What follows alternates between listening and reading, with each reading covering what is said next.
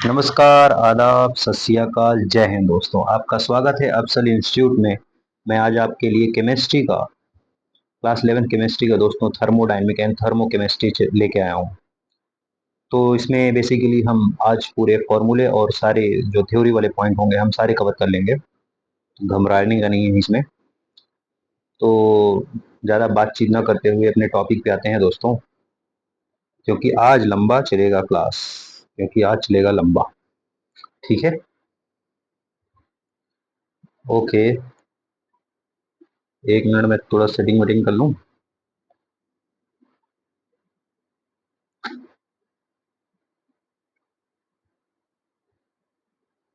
हाँ दोस्तों, चलो शुरू करने से पहले हम लोग क्या करते हैं, ताला को तोड़ते हैं और उसे जूम करते हैं। लीजिए, जूम कर लिया गया है। हमारा टॉपिक है आज थर्मो डायनेमिक दोस्तों। क्या है? थर्मोडायनेमिक। ठीक है। अब थर्मोडायनेमिक में थर्मोडायनेमिक मतलब क्या होता है दोस्तों? थर्मो और डायनेमिक दो चीजों से मिलकर बना हुआ है। एक चीज है थर्मो और दूसरा है डायनेमिक। थर्मो मतलब होता है हीट, थर्मो मतलब होता है हीट, और डायनेमिक मतलब होता है फ्लो। हीट का फ्लो जिसमें होगा हम उसी को स्टडी को हम बोलेंगे इस चैप्टर में थर्मोडायनेमिक्स से रिलेटेड हो, study of flow of heat. ठीक है। तो अब ये हीट जो है, हीट यानी एनर्जी कई फॉर्म में ट्रेवल कर रही है दोस्तों। तो ऐसे यूनिवर्स में भी एनर्जी ट्रेवल कर रही है हमेशा। तो ये देखिए, यूनिवर्स क्या होता है? सिस्टम प्लस सराउंडिंग होता है। यूनिवर्स का क्या होता है? यूनिवर्स का होता है, यूनिवर्स होता है सिस्टम प्लस सराउंडिंग होता है। सिस्टम क्या होता है? सिस्टम क्या होता है? मतलब ब्रह्मांड होता है। जो ब्रह्मांड मिलके कैसे बना है? सिस्टम और सराउंडिंग से मिलके बना हुआ है। ठीक है। तो सिस्टम क्या होता है और सराउंडिंग क्या होता है? वो वाला सिस्टम नहीं दोस्तों, वो वाला नहीं। यहाँ पे सिस्टम अलग है। सिस्टम क्या होता है? It is that part of universe which is under the observation. दोस्तों इसमें देखभाल वाला होता है। ऑब्जर्वेशन मतलब जो आपके, जैसे मान लीजिए मैं अपने रेस्पेक्ट में ले रहा हूँ। मैं इस समय क्या हूँ? आपको पढ़ा रहा हूँ। तो मैं आपके लिए क्या हो गया? मैं सिस्टम हूँ। मैं क्या हूँ? सिस्टम। और यहाँ पे मेरे आसपास जो चीजें हैं वो क्या है? सराउंडिंग है। वो क्या है? सराउंडिंग। जैसे मेरे पास मेरा जग है और पेन है, मार्कर है, ये सब जो है, ये सब आसपास जो है, फैन है, ये रूम्स हैं, ये सब क्या है? सराउंडिंग है। लेकिन मैं क्या हूँ? सिस्टम। ठीक है। ऐसे सराउंडिंग क्या होता है? जो रेस्ट मतलब सिस्टम को छोड़ के जो बचा हुआ पार्ट है वो क्या होगा? Surrounding world. It is the rest part of the universe which is not a part of system. S जो सिस्टम का पार्ट ना हो और वो क्या होगा? सराउंडिंग हो। जाहिर सी बात है, समझ गए। और सिस्टम और सराउंडिंग को जोड़ दोगे तो वो बन जाएगा यूनिवर्स। ठीक है। Note, both are separated by imaginary boundaries. हाँ दोस्तों, हम सिस्टम और सराउंडिंग को एक इमेजिनरी लाइन से हम इसे डिवाइड किए हैं कि भाई यहाँ यहाँ पे ये सिस्टम है, ये सराउंडिंग है। ठीक है। समझ गए कि नहीं समझे? समझ गए हो गए, आई होप। चलो on the basis of composition की बात करते हैं। अब क्या होता है on the basis of composition? There are two type of system. दो तरह के सिस्टम होते हैं कंपोजिशन के बेस पे। एक होता है होमोजीनियस सिस्टम, एक होता है हेट्रोजीनियस सिस्टम। होमोजीनियस क्या होता है दोस्तों? बहुत इंपॉर्टेंट है। All species are same phase. क्या होता है इसमें? सेम फेज में रहने चाहिए होमोजीनस में। और हेट्रोजीनस में क्या होना चाहिए? अब ये हम दोस्तों यहाँ पे केमिस्ट्री की बात कर रहे हैं तो यहाँ केमिस्ट्री की ही लेके चलेंगे पॉइंट ऑफ व्यू। ठीक है। क्योंकि फिजिक्स वाला अलग चलता है, यहाँ पे केमिस्ट्री वाला अलग चलता है थोड़ा सा। तो हम लोग केमिस्ट्री के रिलेटेड में रिगार्डिंग में बात करेंगे। जब फिजिक्स वाला थर्मोडायनेमिक पढ़ेंगे तो उसमें अलग बात करेंगे।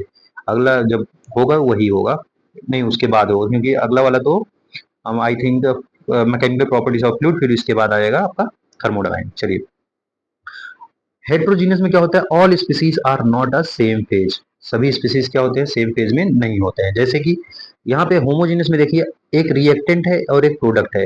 रिएक्टेंट भी सॉलिड फेज में है, प्रोडक्ट भी सॉलिड फेज में आ रहा है। ठीक है। या कह सकते हैं रिएक्टेंट भी गैसेस फेज में होगा, प्रोडक्ट भी गैसेस फेज में। जैसे एक एग्जांपल है N2 plus 3H2 gives 2NH3।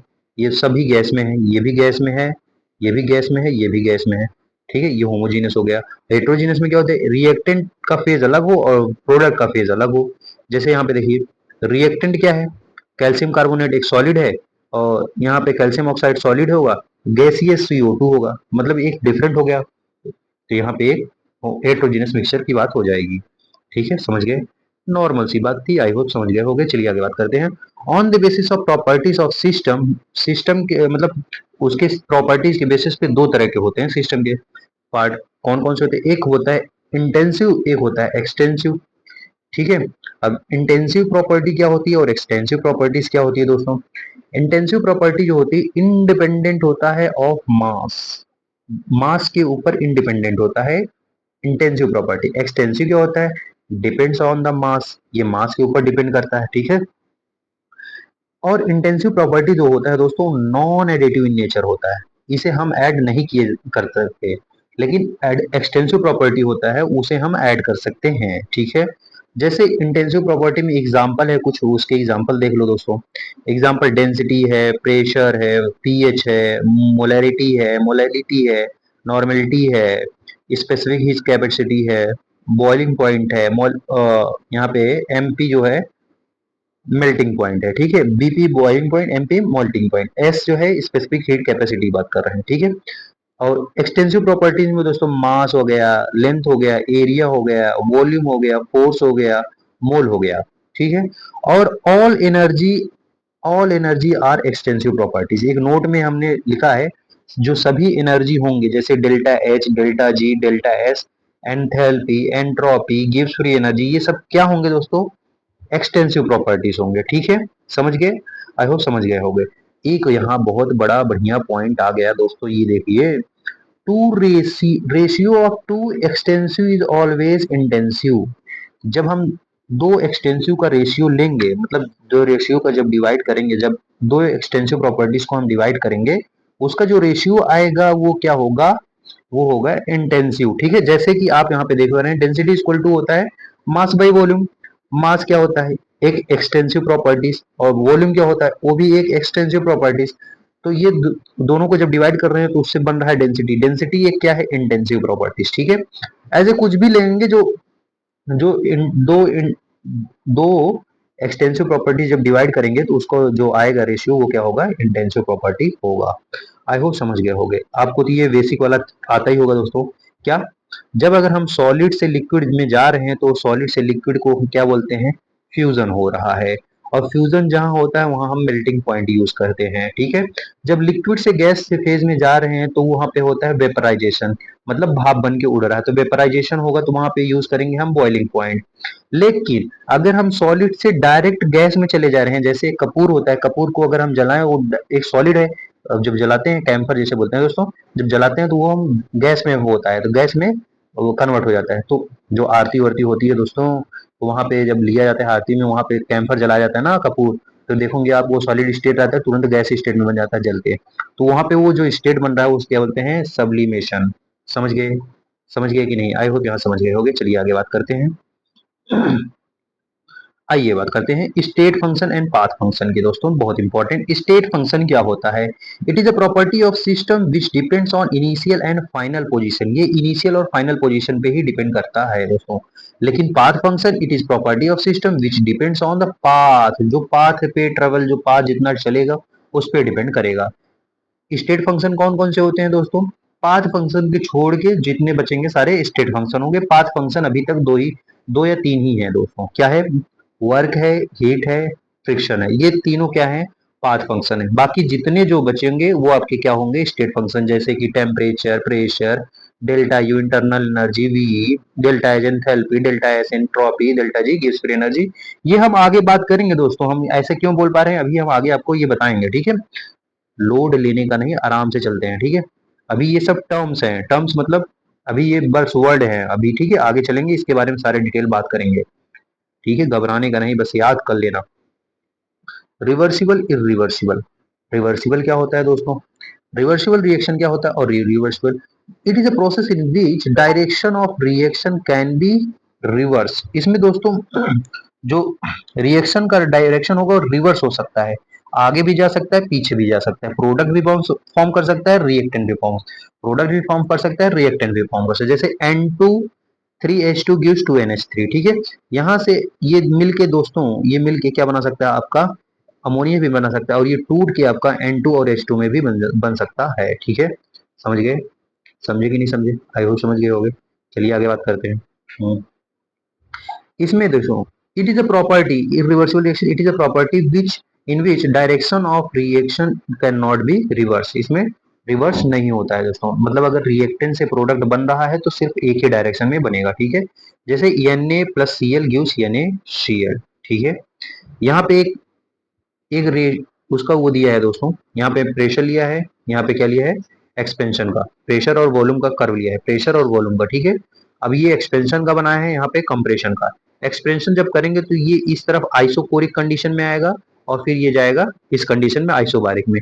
ए से बी को जब मिलाएंगे तो ये वाला रिवर्सिबल होगा और ये जो पाथ फॉलो हो रहा है वो इरिवर्सिबल होगा।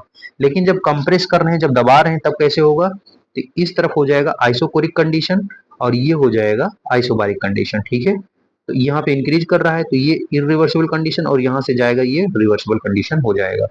चलिए यहाँ तक आई होप क्लियर हो गया होगा। चलिए आगे बात करते हैं, आगे क्या है। आगे एक टर्म आ गया है दोस्तों, हीट। हीट बोले तो एनर्जी दोस्तों, ठीक है। क्या होता है, it is defined as quantity of energy which flows from higher temperature to lower temperature.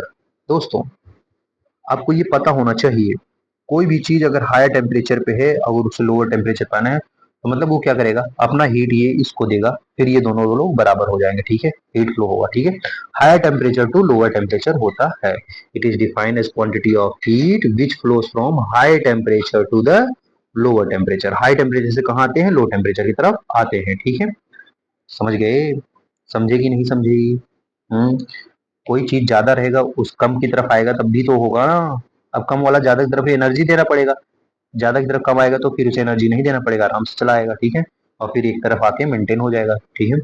It is a path dependent होता है ये दोस्तों, पाथ डिपेंडेंट होता है, ठीक है। पाथ डिपेंडेंट क्वांटिटी होता है। It is a disorder form of energy. It is a disorder form of energy होता है दोस्तों, ठीक है। समझ गए। अब हीट जो होता है दो तरह का होता है दोस्तों, कौन कौन से। डिसऑर्डर फॉर्म कैसा होता है, मतलब इनका कोई वो नहीं रहता है, और पाथ डिपेंडेंट आपको पता है, पाथ पे डिपेंड करते हैं। अब हीट दोस्तों दो तरह का होता है, एक लैटेंट हीट होता है और एक लैटेंट हीट होता है और एक होता है सेंसिबल हीट।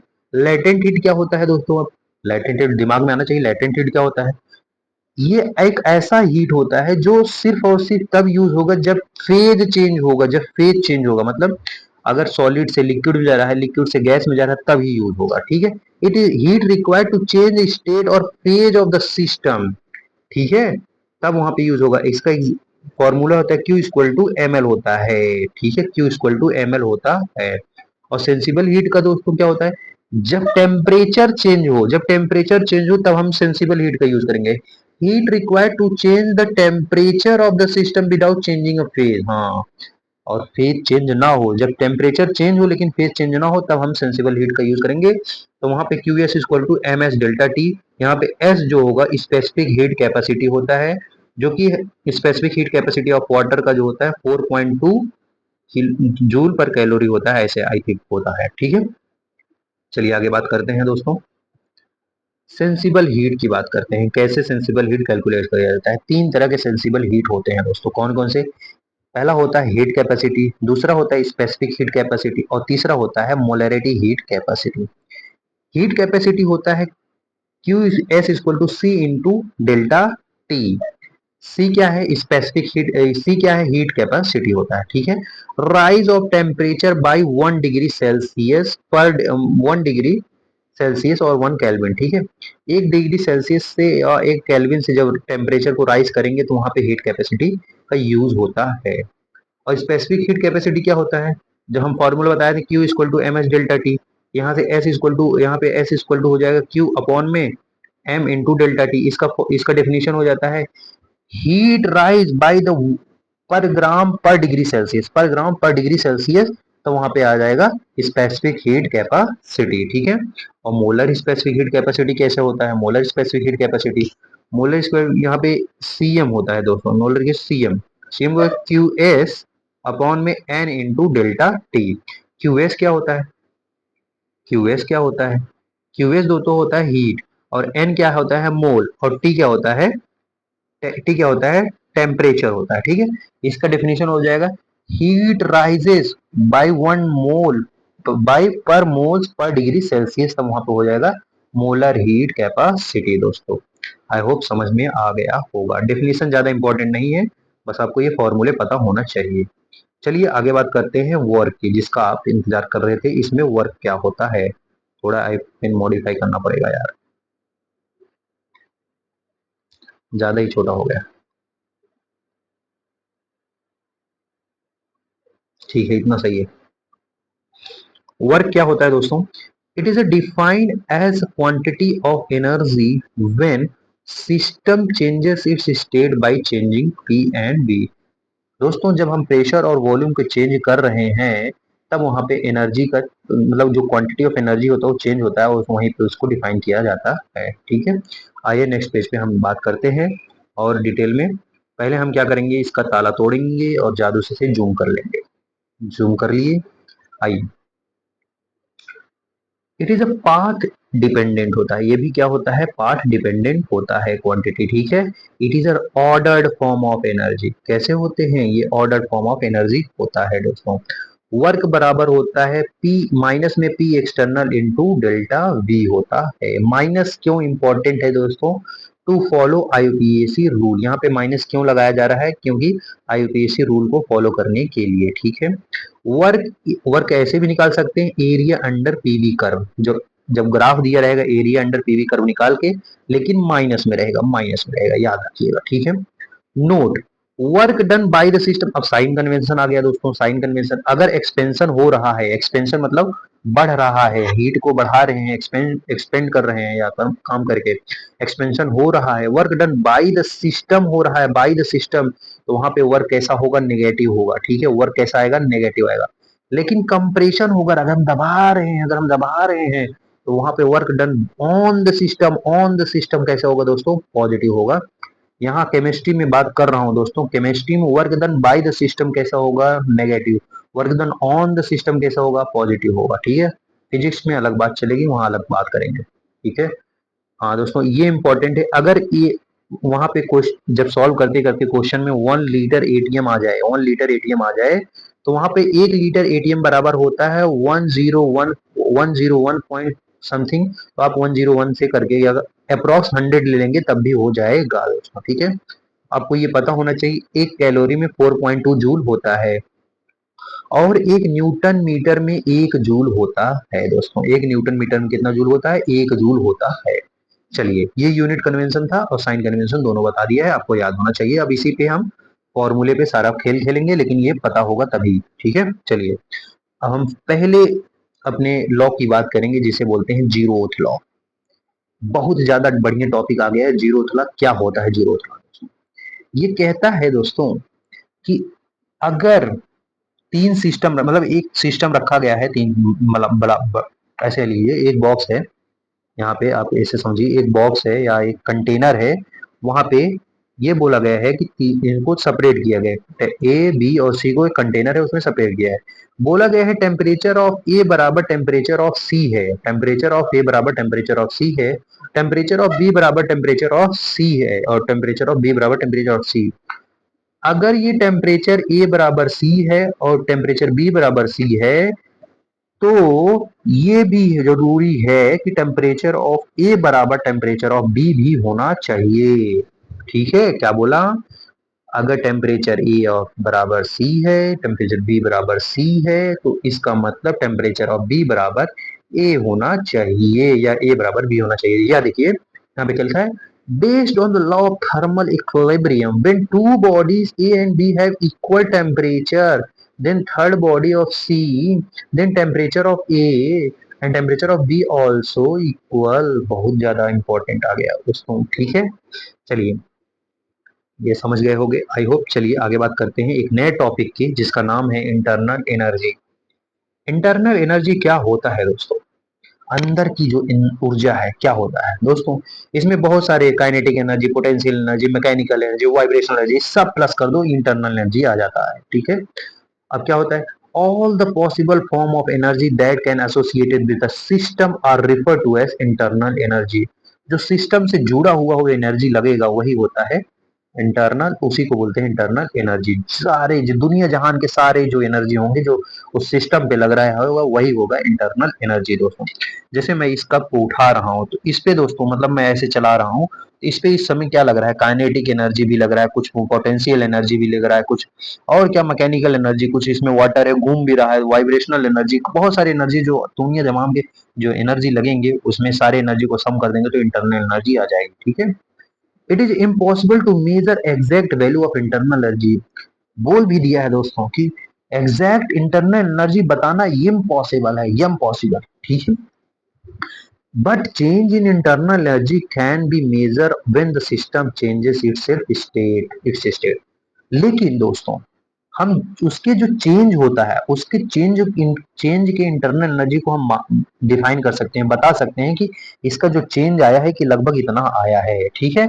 उसको हम मेजर कर सकते हैं जब वो अपना चेंज स्टेट चेंज करेगा तब हम उसके इंटरनल एनर्जी के बारे में कुछ कमेंट कर सकते हैं, बता सकते हैं। ठीक है। It is extensive property. हाँ दोस्तों, हमने बताया था जो एनर्जी दुनिया जहां के सारे जो एनर्जी वाले टर्म होंगे कैसे प्रॉपर्टी हो जाएंगे, एक्सटेंसिव प्रॉपर्टी होंगे। और स्टेट फंक्शन है दोस्तों, स्टेट फंक्शन है, पाथ पे डिपेंड नहीं करेगा, पाथ इंडिपेंडेंट है। ठीक है। Do not depends on the path. ठीक है। No change on cyclic process. दोस्तों जैसे मान लीजिए यहाँ पे एक साइक्लिक प्रोसेस है, यहाँ पे साइक्लिक प्रोसेस है, या मान लीजिए कोई भी साइक्लिक प्रोसेस है, चौकोना ले लो। तो इस केस में जो इंटरनल एनर्जी जब निकालोगे किसी चीज का चेंज जो निकालते हैं तो डिस्प्लेसमेंट निकालते हैं। जब डिस्प्लेसमेंट दोस्तों जहां से शुरू किए थे वहीं खत्म हो रहा है तो वो क्या होगा, जीरो आ जाएगा। तो इसका भी आंसर क्या आता है, जीरो आ जाता है, इंटरनल एनर्जी जीरो आ जाता है साइक्लिक प्रोसेस कंडीशन में। ठीक है। तो इंटरनल एनर्जी का फॉर्मूला कैसे होगा दोस्तों, इंटरनल एनर्जी का फॉर्मूला साइंटिस्टों ने बनाया कि डेल्टा यू बराबर होगा N CV delta T. CV क्या है यहाँ पे, सीवी एक दोस्तों ये कांस्टेंट है, जब वॉल्यूम कांस्टेंट हो जाता है तब वहां पे निकालेंगे। सी एक कांस्टेंट है जब वॉल्यूम कांस्टेंट पे निकालेंगे। ठीक है।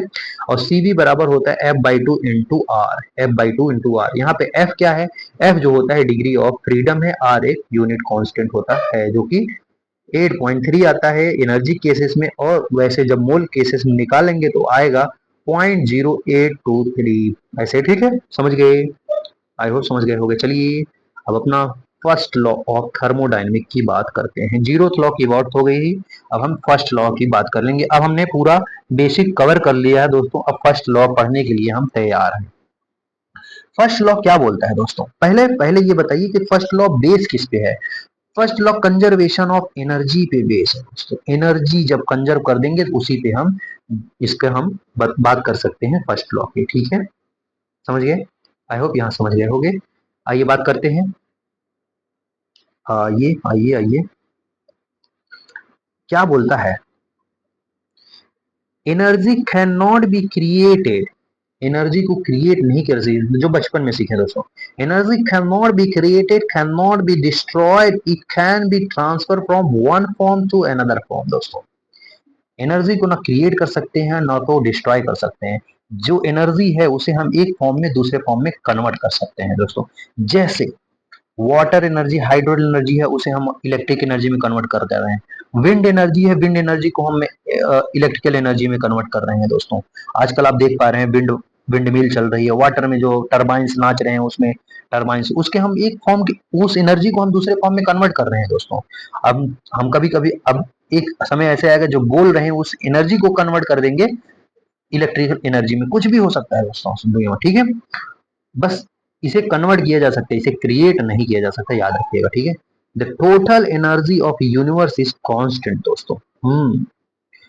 जो दुनिया ब्रह्मांड में जितने सारे एनर्जी हैं वो क्या है दोस्तों, कांस्टेंट है। वो क्या है, कांस्टेंट होंगे। ठीक है, समझ गए।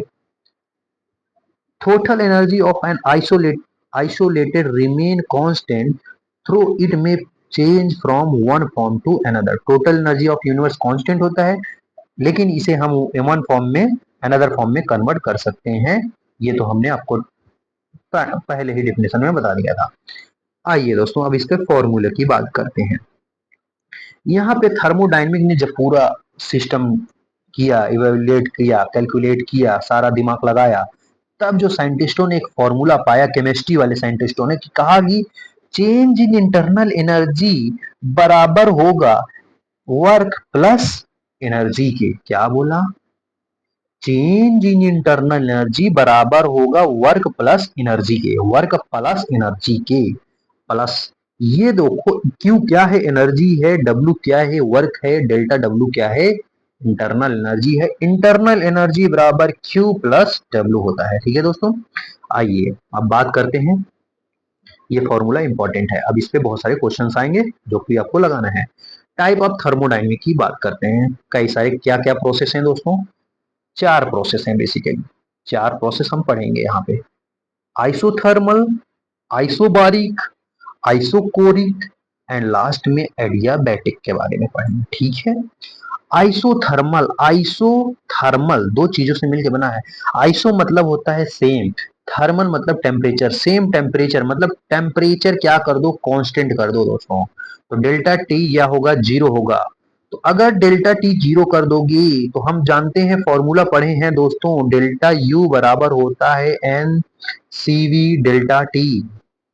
एक मिनट, एक मिनट दोस्तों, हम एक नेक्स्ट पेज ही ले लेते हैं, हाँ यहाँ पे लिख लेंगे, हम फॉर्मूला पढ़ेंगे दोस्तों, क्या हम फॉर्मूला पढ़े हैं, क्या पढ़े हैं दोस्तों, हम पढ़े हैं चेंज इन इंटरनल एनर्जी बराबर होता है N C V delta T, जब ये जीरो हो गया तो डेल्टा यू भी जीरो हो जाएगा ना, यही तो बस वहां पे लिखा है, आइए दिखाएं, यहाँ पे देखिए, डेल्टा यू जो है डायरेक्टली प्रोपोर्शनल है टेम्परेचर की, जब टेम्परेचर जीरो हो गया तो इंटरनल एनर्जी क्या हो जाएगा, जीरो हो जाएगा। अभी अभी हम लोग ने पढ़ के आया, क्या पढ़ के आया कि फर्स्ट लॉ ऑफ थर्मोडायनेमिक के हिसाब से इंटरनल एनर्जी बराबर होता है क्यू प्लस डब्ल्यू, जब ये जीरो हो जाएगा तो इसका मतलब क्यू बराबर माइनस डब्ल्यू हो सकता है, क्यू बराबर माइनस डब्ल्यू हो सकता है। अभी ये कंडीशन कब लगेगा, जब heat absorb by the system, heat absorb, जब सिस्टम हीट एब्जॉर्ब कर रहा है, सिस्टम हीट एब्जॉर्ब कर रहा है, ठीक है, और work done by the system, जब सिस्टम वर्क कर रहा है, जब सिस्टम, कोई सिस्टम क्या कर रहा है, वर्क कर रहा है, जैसे मैं अभी पढ़ा रहा हूं तो मेरी एनर्जी निकल रही है दोस्तों, मेरी एनर्जी निकल रही है, लेकिन आप लोग क्या कर रहे हो, गेन कर रहे हो, नॉलेज को गेन कर रहे हो, तो आप लोग एब्सॉर्ब कर रहे हो, ठीक है, तो आप लोग क्यों हो, हीट हो गए, और मैं क्या हूँ, वर्क हूँ, work done by the system, ठीक है, माइनस में है, ठीक है, समझ गए।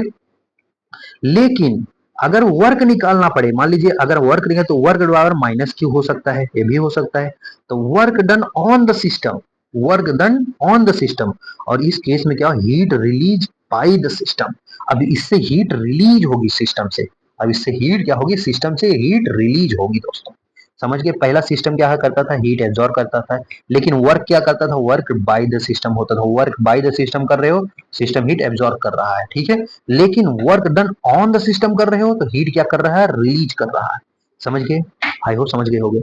एक आइडियल कंडीशन हम लोग पढ़े हैं दोस्तों, साइंटिस्टों ने एक आइडियल कंडीशन बनाया है, जैसे हम लोग का एक आइडियल कंडीशन होता है, कभी कभी सबका अलग अलग होता है दोस्तों, कि हम बड़े आदमी बनेंगे, ये खरीदेंगे, वो खरीदेंगे, ऐसा करेंगे, यहाँ पे रहेंगे, ऐसा रहेगा, वो आइडियल कंडीशन है, ठीक है, तो अब उसी को फुलफिल करने के लिए हम लोग मेहनत करते हैं लाइफ में, ठीक है, वही वही जीवन है दोस्तों, वही जीवन है। तो ऐसे साइंटिस्टों ने एक आइडियल कंडीशन बनाया है, क्या है कि पीवी बराबर एन आर टी, क्या है, पीवी बराबर एन आर टी, ठीक है, अगर हम टेम्परेचर को यहाँ कांस्टेंट रख दें तो यहाँ पे पीवी आर कांस्टेंट एन भी कांस्टेंट हो जाएगा, पीवी बराबर कांस्टेंट हो जाएगा, पीवी बराबर कांस्टेंट, जब इसे हम इंटीग्रेट या डिफरेंशिएट कर रहे हैं दोस्तों, पी डीवी, मतलब एक बार पी को कांस्टेंट डीवी ले रहे हैं और एक बार वी को कांस्टेंट डीपी ले रहे हैं, बराबर जीरो कर दें, DP by DV isothermal condition के लिए माइनस पीवी आ जाएगा, माइनस पी अपॉन में वी आ जाएगा, slope of PV curve isothermal process हो जाएगा, जो कि स्लोप हो जाएगा आइसोथर्मल प्रोसेस कर्व का, ठीक है, ये देखिए पीवी, पी और वी का जो रेशियो आएगा, जैसे यहाँ पे जब करेंगे तो पी, अरे सॉरी, एक मिनट, सॉरी दोस्तों, एक मिनट, सॉरी सॉरी सॉरी, चलिए आइए, हाँ देखिए, यहाँ पे देखिए पी वी, ठीक है, कांस्टेंट है, तो कांस्टेंट को हम क्या ही लिखेंगे, तो यहाँ P इनवर्सली प्रोपोर्शनल होता है 1/v के, ठीक है, अब P जो है इनवर्सली प्रोपोर्शनल है, इनवर्सली प्रोपोर्शनल तो RHP, RHP बन रहा है ना, हाइपरबोला बन रहा है ना, अगर 1/v ले रहे हो तो ये डायरेक्टली बन जाएगा, समझ गए, दोनों याद रखना, ग्राफ इंपॉर्टेंट है, कभी कभी ये घुमा देते हैं, 1/v देंगे डायरेक्ट ही बना लोगे, लेकिन v दे देंगे तो आप RHP बनाओगे, ये तो जनरल केस है। ठीक है, चलिए आगे बात करते हैं दोस्तों। आगे क्या है, आइसोकोरिक की बात करेंगे। आइसोकोरिक क्या होता है?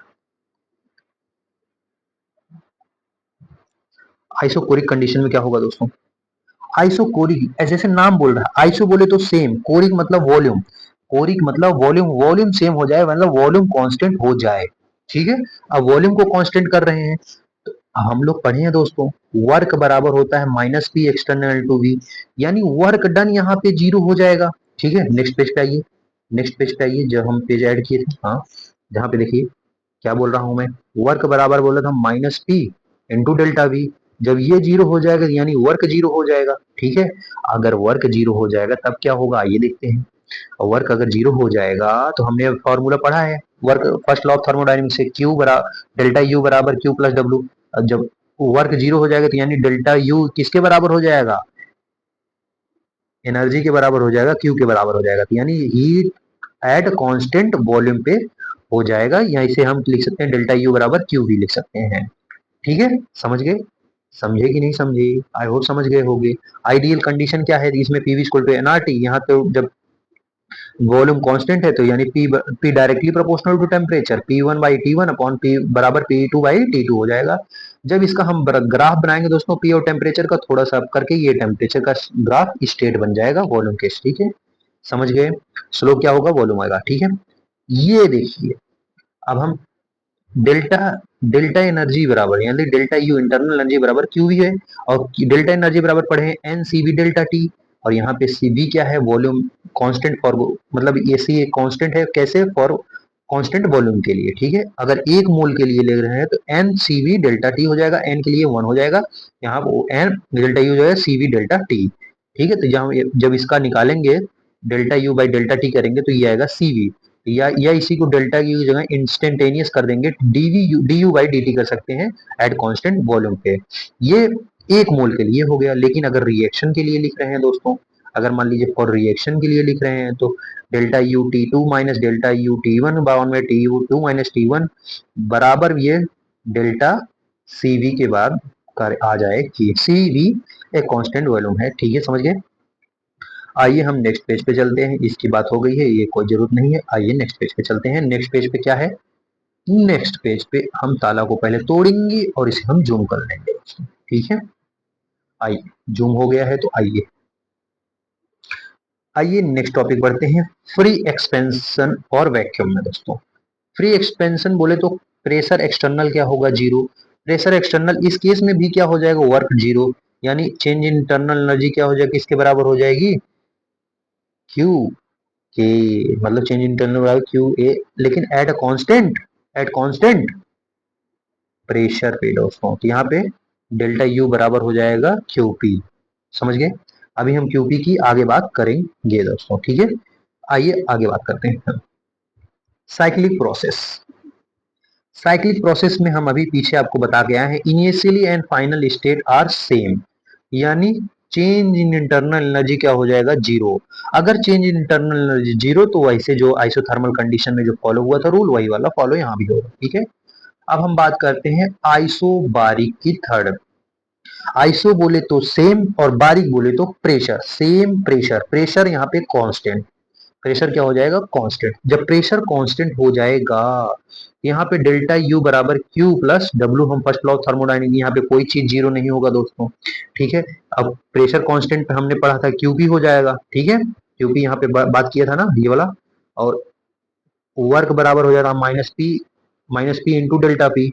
ठीक है, अब यहाँ से डेल्टा एच की बात करेंगे दोस्तों, एक नया कांस्टेंट आ रहा है, ध्यान से देखिएगा, डेल्टा एच, ये चेंज इन एंथैल्पी की बात करेंगे, क्यूपी बराबर हो जाए चेंज इन एंथैल्पी, यानी delta U plus P into delta we. दोस्तों क्या है, डेल्टा एच बराबर क्यूपी, हम क्यूपी को ही डेल्टा एच लिख रहे हैं दोस्तों, क्यूपी एक कांस्टेंट है, उसी को हम नाम दे दे रहे हैं चेंज इन एंथैल्पी, क्या बोल रहे हैं, चेंज इन एंथैल्पी। ठीक है, डेल्टा एच, और डेल्टा एच बराबर हो जाता है एनसीपी डेल्टा टी दोस्तों। सीपीसी एक कांस्टेंट है, लेकिन किसका है, molar specific heat constant at pressure, constant at pressure. जब प्रेशर कांस्टेंट होता है उस पे मोलर स्पेसिफिक हीट की वैल्यू है। ठीक है, समझ गए? आई होप समझ गए होंगे। अब जब यहाँ करेंगे delta H upon delta T, ये सीपी के बराबर हो जाएगा, या इसी को हम इंस्टेंटेनियस फॉर्म में लिखते हैं D H upon D T, ठीक है, एट कांस्टेंट प्रेशर। लेकिन अगर रिएक्शन के लिए लिख रहे हैं, ये एक मोल के लिए था, लेकिन हम रिएक्शन के लिख रहे हैं delta H T two minus delta H T one upon में T two minus T one बराबर सी डेल्टा सी पी, और रिएक्शन के लिए हो जाएगा। इसका कोई यूज नहीं होगा दोस्तों, जहां यूज होगा हम बता देंगे। ठीक है, बस आपको ये बता रहे हैं। अब आइए बात करते हैं, क्या आपको पता है गामा बराबर होता है सीपी बाई सीवी? अभी हम दोनों टर्म पढ़ लिए हैं, सीपी कांस्टेंट प्रेशर पे, सीवी कांस्टेंट वॉल्यूम पे। गामा एक नया कांस्टेंट आ गया है, गामा बराबर सीपी बाई सीवी होता है, सीपी बाई सीवी होता है। सीवी के लिए हम फॉर्मूला पढ़ गए हैं दोस्तों, F by two R, F by two into R. F क्या है? डिग्री ऑफ फ्रीडम होता है, लेकिन सीपी क्या होता है? F by two plus one into R होता है। ठीक है, ये भी एफ यहाँ पे degree of freedom, R constant होता है। लेकिन गामा क्या होता है दोस्तों? गामा बराबर होता है one plus two by F, one plus two by F आता है दोस्तों। ठीक है, समझ गए? अब यहाँ पे हम अलग अलग वैल्यू की बात करेंगे दोस्तों। यहाँ पे हम दोस्तों गामा मिक्सचर जब पूछा जाएगा तो वहां गामा मिक्सचर भी निकाल सकते हैं इसी वाले फॉर्मूले से। यहाँ पे बस गामा मिक्सचर के जब निकालना हो तो यहाँ पे एफ मिक्सचर लगा दीजिएगा। ठीक है, समझ गए मैं क्या बोल रहा हूँ? नहीं समझे तो आइए हम समझा देते हैं। जैसे मैंने क्या बोला कि गामा बराबर होता है सीपी बाई सीवी, ठीक है, सीबी बाई सीवी, ठीक है। लेकिन इसी को हम मॉडिफाई करके और लिख दिए हैं, क्योंकि इसका होता है F by two into R, इसका होता है F by two, sorry sorry sorry, इसका होता है F by two, F by two plus one into R, इसका F by two into R होता है। जब इसे हम मॉडिफाई करेंगे तो one plus two by F आके आएगा। ठीक है, या हम इसे लिख सकते हैं गामा बराबर one plus two by F. ठीक है, अब जब ये गामा मिक्सचर पूछे दोस्तों, यहाँ पे एफ मिक्सचर का फॉर्मूला निकाल लेंगे। ठीक है, एफ मिक्सचर निकाल लेंगे तो गामा मिक्सचर आ जाएगा। समझ गए? अब एफ मिक्सचर निकालने के लिए आपको अलग अलग एफ की वैल्यू पता होनी चाहिए। आइए हम आपको बताते हैं क्या होता है। ठीक है, ये देखिए, एक मोनोएटॉमिक होता है, एक डायटॉमिक होता है, एक ट्राइएटॉमिक या पॉलीटॉमिक होता है। मोनो, डाई और ट्राई या पॉलीटॉमिक की बात करेंगे। सीवी की वैल्यू होती है थ्री बाई टू, यहाँ पे एफ की वैल्यू थ्री होती है। मोनो एटॉमिक के लिए एफ की वैल्यू क्या होती है? थ्री होती है। यहाँ पे मैं लिख देता हूँ एफ की वैल्यू थ्री, इसकी एफ की वैल्यू फाइव होती है। यहाँ पे एफ की वैल्यू फाइव, यहाँ पे एफ की वैल्यू सेवन हो जाती है। ऐसे बात करेंगे। ठीक है, समझ गए? Three by two F, F यहाँ पे हो जाता है फाइव बाई टू एफ। यहाँ पे गामा निकालेंगे तो 1.66 आएगा। ठीक है, यहाँ पे गामा इसका डायटोमिक का 1.44। यहाँ गामा आप ट्राइएटॉमिक लीनियर के लिए बात करेंगे तो 1.44, गामा नॉन लीनियर की बात करेंगे 1.33। आप ध्यान से देखिए, टॉप टू बॉटम जैसे आ रहे हैं तो वो गामा की वैल्यू डिक्रीज हो रही है, तो यानी गामा मोनोएटॉमिक की सबसे ज्यादा, फिर गामा डायटोमिक की होती है, फिर गामा पॉलीएटॉमिक की होती है। आई होप समझ गए होंगे। आइए नेक्स्ट बात करते हैं फोर्थ, अपना लास्ट ये वाला टाइप ऑफ प्रोसेस में। फोर्थ क्या है दोस्तों? Adiabatic process. एडियाबैटिक प्रोसेस में क्या होता है? हीट ट्रांसफर क्या हो जाएगा? जीरो। जैसे ही हम डाले रहेंगे वैसे ही बना रहेगा दोस्तों। आप ये बॉटल देखिए, आप ये वाला बॉटल देखिए दोस्तों, ये वाला, ये जो होता है इसमें जो होगा आपका एडियाबैटिक प्रोसेस चलेगा दोस्तों। कैसा चलेगा? एडियाबैटिक प्रोसेस चलेगा। मतलब जैसे आप ठंडा पानी डाले रहोगे, अगर आप ठंडा पानी डालोगे तो इसमें ठंडा ही रहेगा, इसमें हीट एक्सचेंज नहीं हो रही। अगर गर्म पानी डालोगे तो गर्म ही रहेगा। तो ये साइंटिस्टों ने एक बढ़िया खोज करके बनाया है दोस्तों। ठीक है, समझ गए? अब हीट ट्रांसफर जीरो हो गया।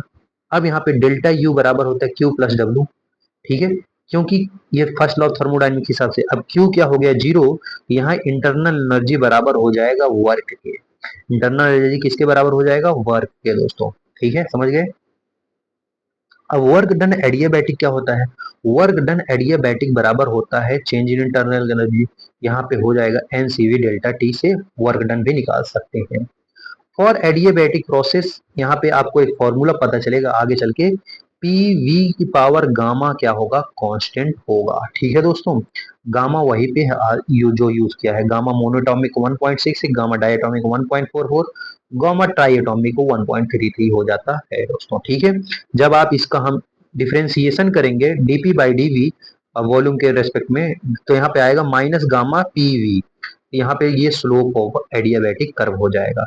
आपको पता होना चाहिए कि स्लोप ऑफ एडियाबैटिक ज्यादा होता है स्लोप ऑफ आइसोथर्मल से दोस्तों। ये बहुत इंपॉर्टेंट है, कई बार क्वेश्चन आ गया है, या पढ़ लीजिएगा। स्लोप ऑफ एडियाबैटिक ज्यादा होता है स्लोप ऑफ आइसोथर्मल से, आपको ये ग्राफ पे भी नजर आ जाएगा दोस्तों। ये आप ग्राफ देख पा रहे हैं, ये है स्लोप ऑफ आइसोथर्मल, ये है स्लोप ऑफ आइडियाबैटिक। तो इसका स्लोप ज्यादा होगा आइडियाबैटिक का एज कंपेयर टू आइसोथर्मल। ठीक है, यहाँ पे तीन फॉर्मूले मिलके आते हैं। ये पहले तो हम ये पढ़ गए हैं, पीवी की पावर गामा कांस्टेंट। लेकिन लेकिन लोगों के अंदर और चुलमची और वो कहने लगे कि नहीं नहीं, मुझे पीवी के टर्म में नहीं चाहिए, टीवी के टर्म में चाहिए, टेम्परेचर और वॉल्यूम के टर्म में चाहिए। तो तब साइंटिस्टों ने और दिमाग जुगाड़ लगा के निकाला, टेम्परेचर इंटू वॉल्यूम की पावर गामा -1 कांस्टेंट होता है। लेकिन कुछ लोग और खुजली हुई, कहे नहीं नहीं, हमको टेम्परेचर और प्रेशर के टर्म में बताओ। तब उन्होंने और दिमाग लगा के बताया कि टेम्परेचर की पावर गामा और प्रेशर की पावर माइनस गामा कांस्टेंट होता है दोस्तों। ठीक है, आई होप यहाँ समझ गए होंगे। चलिए आगे बात करते हैं। अगला अपना टॉपिक है work done during the adiabatic expansion. जब एडियाबैटिक में एक्सपेंशन हो रहा है तब वर्क डन, या एक्सपेंशन या कंप्रेशन हो रहा है तब वहां पे वर्क डन क्या होता है। जैसे कि बात करते हैं एडियाबैटिक में, तो Q बराबर जीरो होता है, आपको पता होना चाहिए। हीट ट्रांसफर जीरो होता है, तो वहां पे जो वर्क होगा चेंज इन इंटरनल एनर्जी के बराबर हो जाएगा। चेंज इन इंटरनल एनर्जी को हम लिख सकते हैं एनसीवी डेल्टा टी। लेकिन लेकिन दोस्तों एनसीवी डेल्टा को हम यहाँ पे जो हम पेज लिए थे उसमें हम आगे बात करते हैं। यहाँ पे बात करते हैं, आपको और समझा देते हैं थोड़ा सा डिटेल में कैसे आएगा फॉर्मूला। ठीक है, एक मिनट जस्ट, इसको मैं क्या कर लेना, थोड़ा सा बढ़ा देता हूँ, जल्दी से हो जाएगा। ठीक है, आइए देखिए, वर्क बराबर होता है एन सी, मतलब यहाँ पे थोड़ा सा डिटेल में और लिख देते हैं, चेंज इन इंटरनल एनर्जी। अब इसे हम लिख सकते हैं N C V delta T. ठीक है, ये लिख सकते हैं, नहीं लिख सकते हैं। हम वर्क बराबर एन सी वी को लिख सकते हैं F by 2 R delta T. लिख सकते हैं, लिख सकते हैं। अब हम इसी को डेल्टा टी को हम तो और ब्रैकेट में ओपन कर रहे हैं, एन एफ बाई ट्यू, माफ करिएगा दोस्तों थोड़ा राइटिंग खराब है। यहाँ पे temperature final minus temperature initial लिखते हैं ना, लिखते हैं कि नहीं। अब इसे हम क्या कर सकते हैं, N F by two R by 2 into T2। ठीक है, माइनस में एन एफ आर T1/2। ठीक है, ये कर सकते हैं दोस्तों। आपको ये पता होना चाहिए, क्या आपको ये पता होना चाहिए, पीवी बराबर होता है NRT। ठीक है, अगर NRT है तो हम इसको पीवी के लिख सकते हैं, तो यानी ये NRT हम क्या लिख सकते हैं, वर्क बराबर लिख सकते हैं P2V2। अब यहाँ पे अब ये कांस्टेंट है, उसको नहीं लिख रहे हैं दोस्तों। ठीक है, माइनस में P1V1 अपॉन में गामा -1, ये आइए यहाँ पे फॉर्मूला आ जाएगा। ये देखिए, P2V2 माइनस P1V2 गामा -1। ठीक है, ये ऐसे ही लिख सकते हैं, NRT2 माइनस T1 अपॉन में गामा -1 होता है।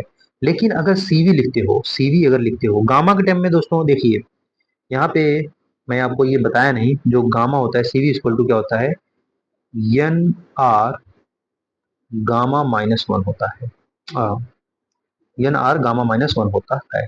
ठीक है, NR गामा, एक मिनट दोस्तों, ये तो हो गया था ना, आगे बात करेंगे। हाँ, NR गामा -1 होता है, समझ गए। CV बराबर क्या होता है, एन क्या होता है, NR गामा -1, ये भी आपको पता होना चाहिए दोस्तों, समझ गए। और वर्क बराबर यहाँ पे और लिख सकते हैं दोस्तों, NR T2 - T1 गामा -1, ये भी लिख सकते हैं। या अगर हम CP के टर्म लिख रहे हैं तो NCP गामा T2 - T1। ठीक है, समझ गए, ऐसे भी लिख सकते हैं। चलिए आगे बात करते हैं।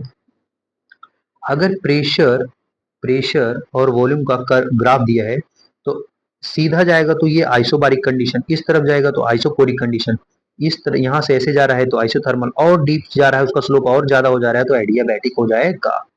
समझ गए दोस्तों? आई होप यहाँ तक समझ गए होंगे। आइए अब अपने नेक्स्ट टर्म में मूव कर रहे हैं, जिसका नाम है एंथैल्पी। दोस्तों क्या नाम है? एंथैल्पी। क्या होता है एंथैल्पी? एंथैल्पी दोस्तों heat of system at a constant pressure पे बात करेंगे। ये स्टेट फंक्शन होता है और ये एक एक्सटेंसिव प्रॉपर्टी होती है। एक्सटेंसिव प्रॉपर्टी होती है, मैंने आपको पहले बता दी, ऑल एनर्जी वाला जो टर्म होगा वो कैसा होगा? एक्सटेंसिव प्रॉपर्टी होगा।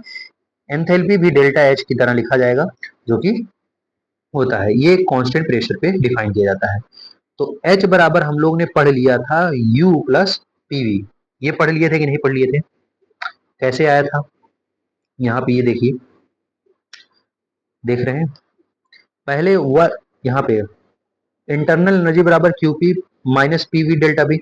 जब इस चीज को यहाँ पे उठा के ले गया तो यहाँ पे प्लस हो जाएगा, यानी डेल्टा यू प्लस पीवी हो जाएगा। अब इसी को हम क्यूपी लिख रहे हैं, क्यूपी को हम लिख सकते हैं एंथैल्पी। क्यूपी को क्या लिख सकते हैं? एंथैल्पी। समझ गए? आई होप समझ गए होंगे। चलिए, अब यहाँ तक समझ में आ गया होगा। तो H बराबर internal energy plus P into delta we लिखा है। जब इसको हम चेंज में लिख रहे हैं, डेल्टा H बराबर delta U plus P delta V, ये वैलिड है सबके लिए, सबके लिए, सबके लिए वैलिड है। ठीक है, ठीक है। एक होता है डेल्टा H बराबर डेल्टा P इंटू वी, यहाँ पे ज्यादा वैलिड नहीं होता है, लेकिन valid only for ideal gas condition के लिए। कब वैलिड होगा आइडियल कंडीशन के लिए? तब देखिए, डेल्टा एच बराबर delta U plus delta N G R T. दोस्तों ये 2023 का पूछा गया हुआ क्वेश्चन है। ठीक है, direct formula base, delta H बराबर delta U plus delta N G R T होता है। ठीक है, अगर डेल्टा एन जी क्या होता है दोस्तों? Stoichiometric coefficient of product minus stoichiometric coefficient of reactant. ठीक है, ये आपको पता होना चाहिए, मैं आपको पहले बता के आया हूँ। डेल्टा एन जी अगर जीरो होगा तो यहाँ पे डेल्टा एच बराबर डेल्टा यू होगा, लेकिन अगर delta N G greater than zero होगा तो यानी डेल्टा एच ज्यादा होगा डेल्टा यू से, इंटरनल एनर्जी से। लेकिन अगर delta N G less than zero होगा तो यानी यहाँ पे इंटरनल एनर्जी ज्यादा होगा डेल्टा एच से, यानी एंथैल्पी से ज्यादा होगा। समझ गए? आई होप समझ गए होंगे। चलिए आगे बात करते हैं। अगर हम डेल्टा एच बराबर delta U plus delta N G R T की बात कर रहे हैं, अगर हम डेल्टा यू को हम इस तरफ ला रहे हैं, delta H minus delta U, हम लिख सकते हैं delta N G R T. यानी यहाँ पे डेल्टा एच को हम लिख सकते हैं क्यूपी, यहाँ पे डेल्टा वी को लिख सकते हैं QV minus delta N G R T. ठीक है, समझ गए? अब यहीं से ये क्यूवी को हम क्या लिख सकते हैं दोस्तों? यहाँ पे ये वाला फॉर्मूला देखिए, हम ये जो बता रहे थे, C V equal to R by gamma minus one, C P equal to gamma R gamma minus one होता है। ठीक है, जब हम इसे फॉर्मूला करेंगे तो यहाँ पे आ जाएगा, इवेलुएट करेंगे दोस्तों, जब हम आगे ज्यादा सॉल्व करेंगे तो हाँ, एक हमको फॉर्मूला मिलेगा दोस्तों, जिसे हम बोलते हैं मेयर्स फॉर्मूला। दोस्तों बहुत ज्यादा इंपॉर्टेंट है। As it is formula base आ जाता है, CP minus CV equal to R होता है फॉर वन मोल। अगर एक मोल के लिए निकालना हो तो सीपी माइनस सीवी बराबर आर होता है, लेकिन अगर एन मोल के लिए निकालना होगा तो सीपी माइनस सीवी इंटू बराबर होता है एन इंटू आर होता है। सीपी माइनस सीवी बराबर एन आर होता है दोस्तों। ठीक है, समझ गए? आई होप यहाँ तक समझ गए होंगे। चलिए आइए नेक्स्ट पेज पे मूव करते हैं। नेक्स्ट पेज पे मूव करने से हमको क्या पता चलता है, यहाँ पे ताला तोड़ते हैं और आगे जूम कर लेते हैं दोस्तों। ठीक है, मेयर फॉर्मूला पता CP minus CV into R. लेकिन दोस्तों, लेकिन अगर सीपीएम माइनस सीवीएम बराबर आर दिया हो, यहाँ पे एन की वैल्यू कुछ भी हो, बट हम आर की वैल्यू केवल आर ही लिखेंगे, एन नहीं लिखेंगे, एन की वैल्यू एन कुछ नहीं लिखेंगे। ठीक है, मान लीजिए एन मोल दिया हो, सीपीएम मतलब अगर हम मोलर कैपेसिटी की बात करें, specific heat molar capacity at constant pressure M की बात करें, specific capacity at constant volume V की मोलर कैपेसिटी की बात कर रहे हैं, तो वहां पे हम एन की कुछ नहीं वैल्यू लेंगे, वहां पे आर ही सीधा लिख देंगे। ठीक है, एक मोल की बात वहां ऑलवेज होती है। समझ गए? हाँ दोस्तों, अब इस फॉर्मूले से बहुत सारे क्वेश्चन बनते हैं। Work done during reversible isothermal expansion and compression. जब रिवर्सिबल आइसोथर्मल एक्सपेंशन और कंप्रेशन हो तो वहां पे कैसे फॉर्मूला यूज होता है दोस्तों? तो वहां पे वर्क बराबर होता है -2.303 N R T log V2 by V1। दोस्तों हम डायरेक्ट फॉर्मूला बता रहे हैं क्योंकि यही आपको यूज आएगा। ठीक है, आपको ये रिवीजन सीरीज है क्योंकि ऐसे डायरेक्ट करेंगे। ठीक है, तो वर्क बराबर अगर हम ये एनआरटी को अगर मतलब हम पीवी के टर्म में लाएं तो वर्क बराबर होता है एनआर वर्क बराबर 3 वर्क बराबर -3.30 वर्क बराबर -2.303 एन आर लॉग P1/P2। अगर मान लीजिए यहाँ पे वॉल्यूम ना देके प्रेशर के टर्म में पूछा तब ये P1 अपॉन में P2 होता है, वहां पे V2 अपॉन में V1, ये ध्यान से रखना। वहां पे V2 अपॉन में V1 होता है, V फाइनल अपॉन में V इनिशियल होता है। यहाँ पे P इनिशियल, P मतलब pressure initial upon pressure final होता है, ये आपको याद रखना होगा। ठीक है, अब इसी को हम पी एनआरटी को हम लिख सकते हैं पीवी, तो यहाँ पे ये भी लिख सकते हैं 2.303 पीवी लॉग V2/V1, यहाँ पे 2.303 वीवी लॉग P1/P2। समझ गए? आई होप यहाँ तक समझ गए होगे। तो चलिए आगे बात करते हैं दोस्तों। आगे क्या है, आगे क्या है दोस्तों? आगे फॉर काम क्यों नहीं कर रहा है? बंद हो गया तो काम कहां से करेगा? ठीक है, फॉर इरिवर्सिबल की बात करते हैं। इरिवर्सिबल में दोस्तों एक तरफ एक्सपेंशन लिखते हैं, एक तरफ कंप्रेशन। एक्सपेंशन जब हम बढ़ा रहे हैं और कंप्रेशन मतलब जब हम दबा रहे हैं। तब वहां पे जब एक्सपेंशन करेंगे दोस्तों तो पी इंटरनल ज्यादा होता है पी एक्सटर्नल से, और जब कंप्रेशन करते हैं तो पी एक्सटर्नल ज्यादा होता है। प्रेशर एक्सटर्नल ज्यादा देंगे तभी तो इंटरनल कम होगा ना। ठीक है, तो वहां पे जब पी इंटरनल ज्यादा हो तो उस कंडीशन में दोस्तों वर्क डन रिवर्सिबल का ज्यादा होता है इरिवर्सिबल से। आपको याद रखना पड़ेगा, जब हम एक्सपेंशन करेंगे तो वर्क डन और इरिवर्सिबल कंडीशन में रिवर्सिबल का ज्यादा होता है इरिवर्सिबल से। ठीक है, लेकिन कंप्रेशन जब करेंगे तो वहां पे वर्क डन इरिवर्सिबल ज्यादा होता है रिवर्सिबल से। दोस्तों समझ गए? आई होप यहां तक समझ गए होगे। चलिए आगे बात करते हैं, आगे बात करते हैं दोस्तों। आगे बात क्या करते हैं, for reversible work isothermal greater than होता है वर्क एडियाबैटिक के लिए। ठीक है, समझ गए? वर्क आइसोथर्मल ज्यादा होता है किससे? वर्क एडियाबैटिक से। ठीक है, जैसे यहाँ पे हम एक रिलेशन लिख रहे हैं वी आइसोथर्मल अपॉन में वी एडियाबैटिक, तो वी को हम लिख सकते हैं P1 अपॉन में P2। यहाँ P1 अपॉन में P2 इसको पावर गामा होता है, जैसे आपको पता हो P1/P2 की पावर क्या होता है? गामा होता है। तो यहाँ पे 1 पाई गामा हो जाएगा। जब इसे सॉल्व करेंगे तो P1 अपॉन में P2 गामा -1 अपॉन में गामा हो जाता है। दोस्तों समझ गए? आई होप यहाँ समझ गए होगे। तो आइए आगे बात करते हैं, आगे क्या है?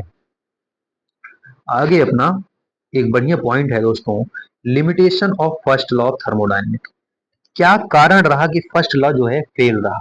क्या कारण रहा फर्स्ट लॉ फेल रहा? क्या चीज नहीं बता पाया? It can not explain the direction of reaction. दोस्तों ये रिएक्शन जिस तरफ हो रही उस डायरेक्शन को नहीं बता पाए। It can not explain feasibility of reaction, उसकी जो फिजिबिलिटी है वो नहीं बता पाए, यानी स्पॉन्टेनियस है कि नॉन स्पॉन्टेनियस ये नहीं बता पाए। ठीक है, it can not explain extent of reaction, उसका ड्यूरेशन नहीं बता पाए, उसका ड्यूरेशन एक्सटेंट ऑफ मतलब ड्यूरेशन उसका नहीं बता पाए। ठीक है, कितना देर तक चलेगा, ये फर्स्ट लॉ की फेलियर रहा है। ठीक है, अब नोट की बात करते हैं। नोट क्या है?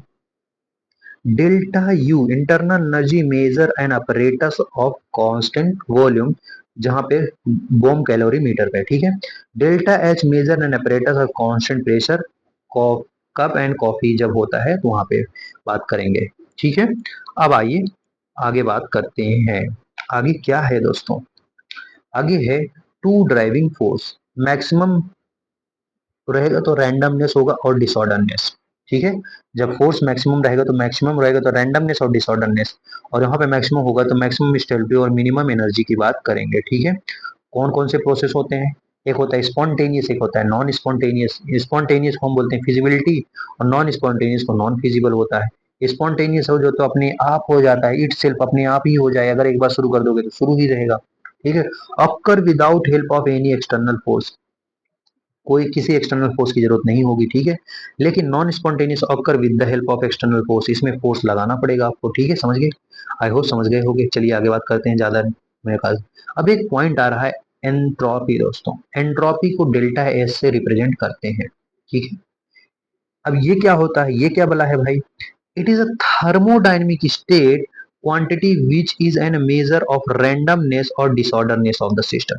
अब यहाँ पे क्या मेजर करता है? रैंडमनेस और disorderness of the system measure करता है दोस्तों। ठीक है, जो फर्स्ट लॉ की ये फेलियर रहा था। ठीक है, मोर इज द रैंडमनेस, जितना ज्यादा रैंडमनेस होगा सिस्टम का more it's the entropy of the system, उतना ज्यादा उसकी एंट्रोपी होगी। जितना ज्यादा रैंडमनेस होगा, जो ज्यादा फैला हुआ रहेगा, इतना ज्यादा रैंडमनेस, उतना ज्यादा उसकी एंट्रोपी रहेगी। ठीक है।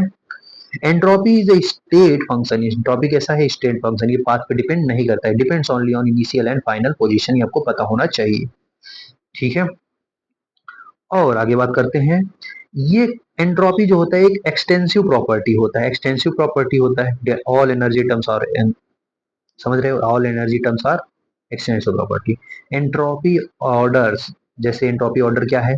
सॉलिड का सबसे कम, फिर लिक्विड में, गैसेस में। अब जैसे सॉलिड सॉलिड का पास पास में मॉलिक्यूल रहेंगे तो उसका कम रहेगा, तो लिक्विड लिक्विड थोड़ा और दूर रहेंगे, लेकिन गैस का थोड़ा ज्यादा दूर रहेगा। ठीक है, तो इसका एंट्रोपी ज्यादा हो जाएगा।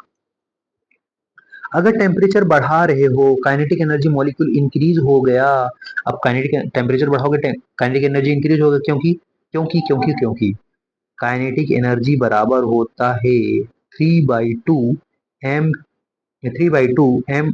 के टी। के टी अपॉन में एम होता है, या इसे के टी लिख दो, 3/2 एम, 3/2 के टी होता है। ठीक है। यहाँ टेम्परेचर के डायरेक्टली प्रोपोर्शनल होता है। अगर टेम्परेचर बढ़ाओगे तो काइनेटिक एनर्जी बढ़ेगी, टेम्परेचर बढ़ाओगे काइनेटिक एनर्जी बढ़ेगी। एंट्रोपी और डिसऑर्डरनेस क्या हो जाएगा? एंट्रोपी और डिसऑर्डरनेस क्या करेगा? डिक्रीज कर जाएगा। ठीक है। सॉफ्ट बॉडी में ज्यादा होता है as compare to hard body में। सिंपल मॉलिक्यूल से कम होता है as compare to complex molecule. समझ गए? आई होप यहाँ तक समझ गए होंगे। चलिए आगे बात करते हैं। आगे क्या है दोस्तों? सम फेमस और extra ordinary examples of entropy changes. अब बहुत ज्यादा फेमस जो हम एग्जाम्पल होगा उसकी बात करेंगे। पहला, एंट्रोपी ऑफ ग्रेफाइट ज्यादा होता है एंट्रोपी ऑफ डायमंड से।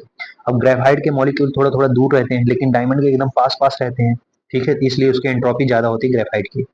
NH4Cl एक्वस में जब डालेंगे तो NH4 प्लस और क्लोरीन माइनस, यहाँ पे डेल्टा एस क्या आ जाए? पॉजिटिव आ जाएगा। ठीक है, समझ गए? On addition to HCl in aqueous solution, जैसे हम एक्वस सोल्यूशन में HCl डालेंगे ऑफ Hg आयंस, एंट्रोपी क्या हो जाएगी? डिक्रीज हो जाएगी। सिल्वर में क्या हो जाएगी? डिक्रीज हो जाएगी due to the precipitation of AgCl।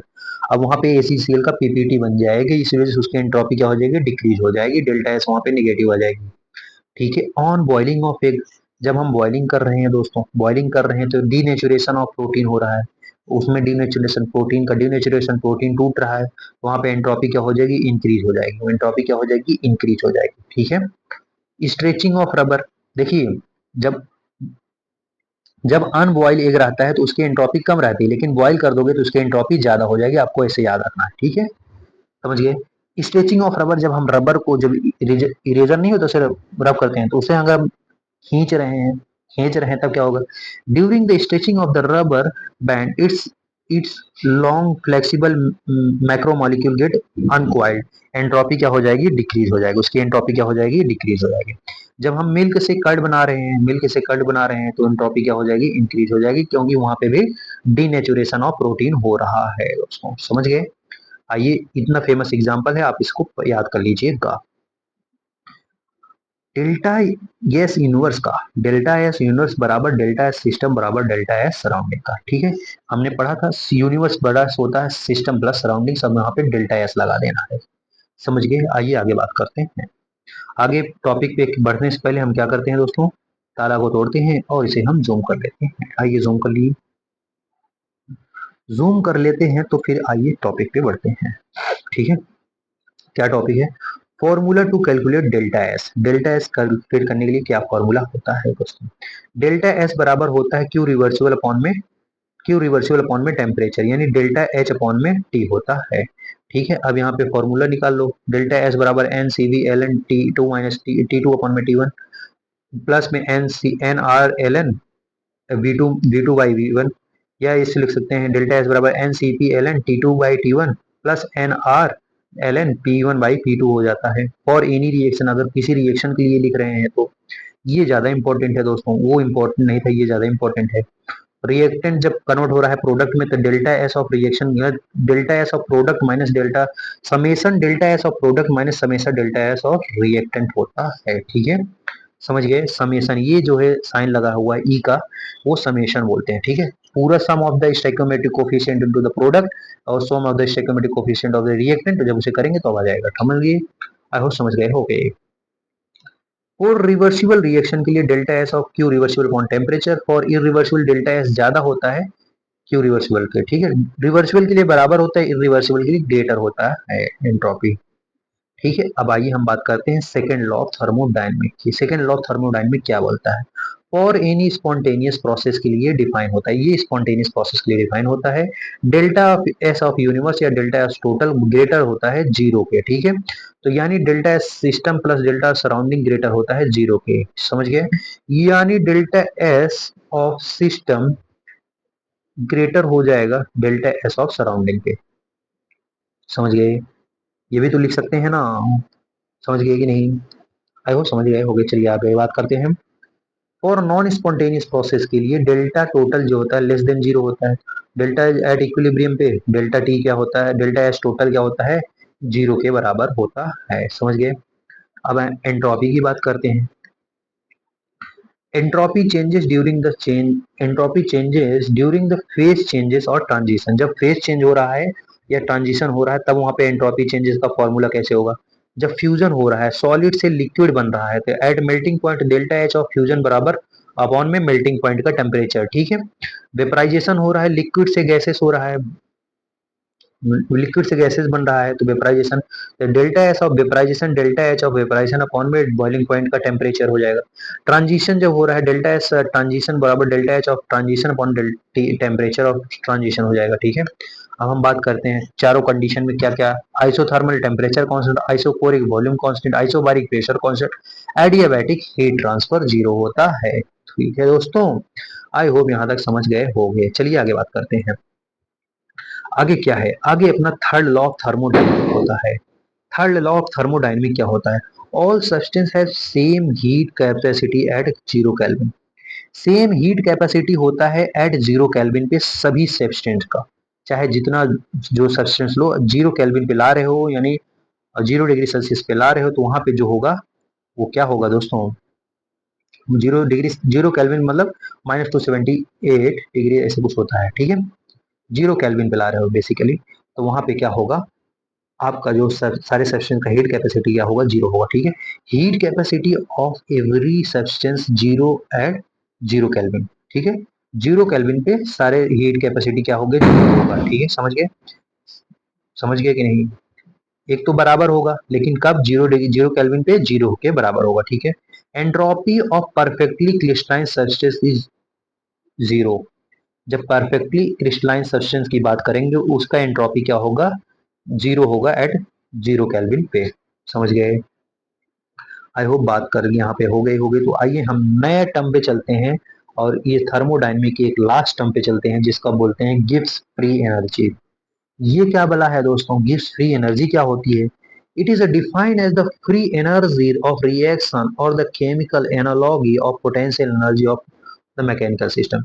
ये किसके सेम है दोस्तों, किसकी समान है? ये पोटेंशियल एनर्जी के बराबर होता है, ठीक है। जो मैकेनिकल सिस्टम में पोटेंशियल एनर्जी होता है उसके एनालॉग होता है, ठीक है। जी बराबर होता है एच माइनस टी एस होता है, यहाँ पे करेंगे डेल्टा जी बराबर होता है delta H minus T delta S होता है दोस्तों, ठीक है।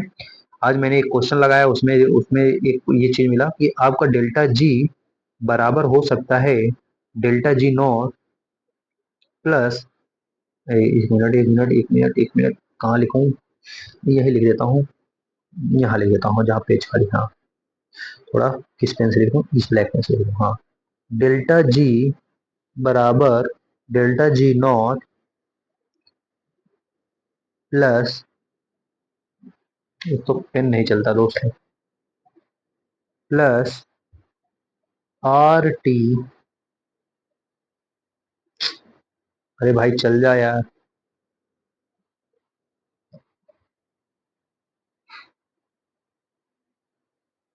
आर टी, आरती ना सुनो, आर टी है, आर टी, ठीक है, आर टी। थोड़ा फोटो को ऊपर ले जाइयो, लॉग, या कह सकते हो एल एन, एल एन, यहाँ पे लिखिए एल एन, एल एन के, ठीक है। यहाँ पे के आएगा, ये वाला फॉर्मूला की बात कर रहा था। चलिए पेन चेंज, हाँ दोस्तों चलिए। डेल्टा जी बराबर होता है delta H minus T delta S के, ठीक है। जब डेल्टा एच हम क्या लिख सकते हैं, डेल्टा एच को लिख सकते हैं वी इंटू डेल्टा पी या T minus T delta S को, ठीक है, एट कांस्टेंट प्रेशर पे ले रहे हैं। डेल्टा जी बराबर अपॉन में डेल्टा टी माइनस टाइम किसके होगा, एस के। एस क्या होता है, एंट्रोपी होती है। और अगर एट कांस्टेंट वॉल्यूम पे ले रहे हैं डेल्टा जी बराबर वी इंटू डेल्टा पी, यहाँ वी पे डेल्टा जी अपॉन में डेल्टा पी, ये एट कांस्टेंट वॉल्यूम पे हो गया, ठीक है। If delta S of system total greater है जीरो के, यानी total system delta S of total greater है जीरो के, तो स्पॉन्टेनियस प्रोसेस होगा। और यानी कह सकते हो क्या, अगर डेल्टा एस क्या है, पॉजिटिव है, अगर डेल्टा एस पॉजिटिव है क्या है, स्पॉन्टेनियस प्रोसेस। अगर डेल्टा एस नेगेटिव है, अगर डेल्टा एस क्या है, नेगेटिव, चल जा भैया, कहे नहीं चल रहे हो। डेल्टा एस अगर निगेटिव है तो कैसे होगा, नॉन स्पॉन्टेनियस प्रोसेस। अगर डेल्टा एस जो होगा, डेल्टा एस टोटल जीरो होगा, तब एट वो इक्विलिब्रियम पे आज की बात करेंगे, ठीक है, आगे बात करेंगे, ठीक है। डेल्टा जी बराबर delta T G naught plus R T L N K, ये वाला भी फॉर्मूला आपको याद रखना पड़ेगा। फिर यहाँ से डेल्टा जी बराबर होता है delta U plus N G, delta N G R T, ये डेल्टा एच बराबर होता है, यहाँ डेल्टा एच बराबर लिखा है delta U plus delta N G R T minus T delta S, समझ गए, यही वाला फॉर्मूला यहाँ पे आ गया है। डेल्टा जी सिस्टम बराबर होता है minus T delta S of surrounding और टोटल का, सॉरी, ठीक है। अब बात करते हैं स्पॉन्टेनियस प्रोसेस। स्पॉन्टेनियस प्रोसेस में डेल्टा एस जो होगा पॉजिटिव होगा और डेल्टा जी क्या होगा, नेगेटिव होगा। नॉन स्पॉन्टेनियस प्रोसेस के लिए डेल्टा एस क्या होगा, लेस देन नेगेटिव, मतलब लेस देन जीरो यानी नेगेटिव होना चाहिए, और डेल्टा जी क्या हो जाएगा, ग्रेटर देन जीरो हो जाने यानी पॉजिटिव होना चाहिए। एट इक्विलिब्रियम पे डेल्टा एस टोटल जो होगा जीरो के बराबर होगा और डेल्टा जी क्या होगा, जीरो के बराबर होगा। इक्विलिब्रियम पे डेल्टा एस भी जीरो, डेल्टा जी भी जीरो होगा, गिफ्ट एनर्जी भी जीरो होगी। आइए यहाँ तक बात कर लिए हैं, तो आइए हम कुछ केसेस लेते हैं।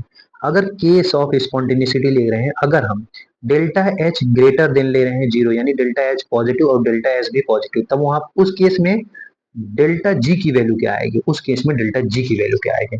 जब डेल्टा एस पॉजिटिव ले रहे हैं, डेल्टा एस भी पॉजिटिव, डेल्टा एच भी पॉजिटिव ले रहे हैं, डेल्टा एस भी पॉजिटिव ले रहे हैं, तब वहां पे फॉर्मूला हम लोग पढ़ा है, डेल्टा जी बराबर होता है delta H minus T delta S. अगर डेल्टा एच पॉजिटिव है और T delta S minus negative है, मतलब ये पॉजिटिव है, positive positive plus negative negative आएगा, इन दोनों के वैल्यू जब करेंगे तो डेल्टा जी क्या आएगा, नेगेटिव।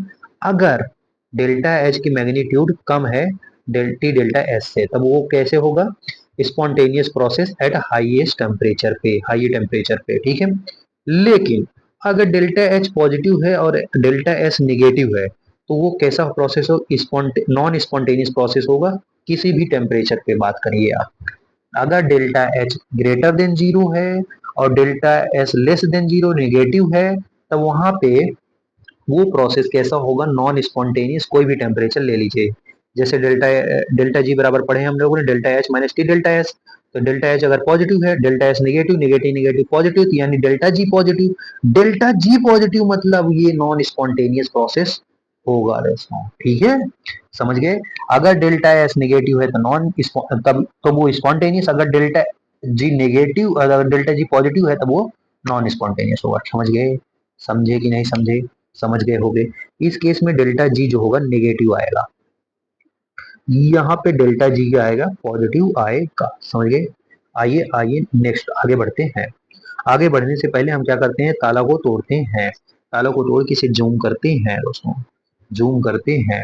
आइए बात करते हैं, नेक्स्ट केस की बात करते हैं। अगर अगर डेल्टा एच दो दोस्तों लेस देन जीरो हो और delta delta H less than zero हो और delta S greater than zero हो, मतलब डेल्टा एच नेगेटिव हो डेल्टा एस पॉजिटिव हो, तब वहां पे स्पॉन्टेनियस एट ऑल टेम्परेचर, क्योंकि डेल्टा जी बराबर होता है delta H minus T delta S.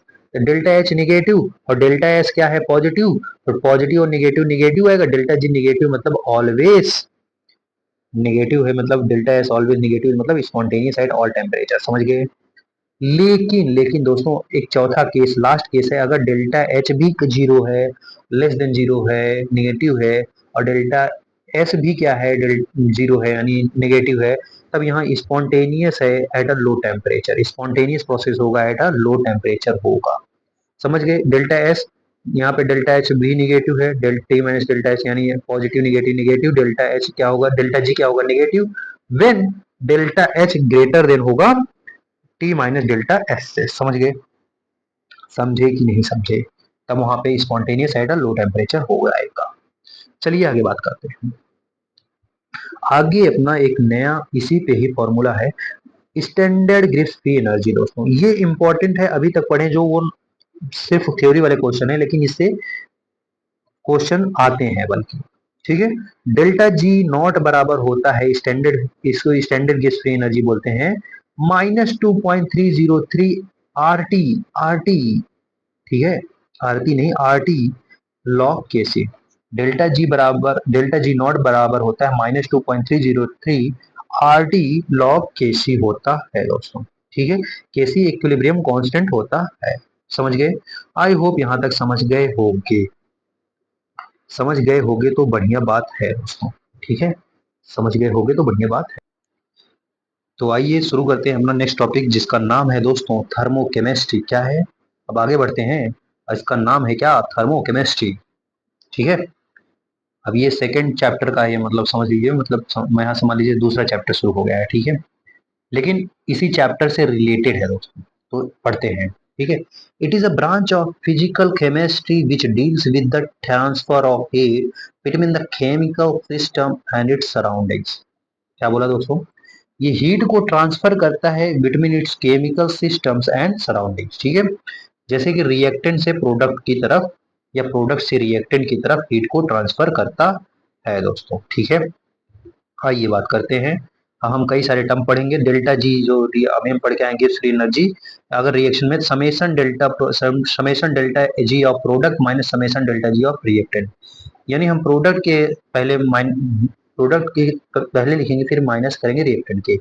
अगर डेल्टा एस एंट्रोपी है, डेल्टा एस एंट्रोपी लिख रहे हैं रिएक्शन के, delta summation delta S of product minus summation delta of reactant, ये हमेशा केस की वैल्यू बता रहा हूँ, ठीक है।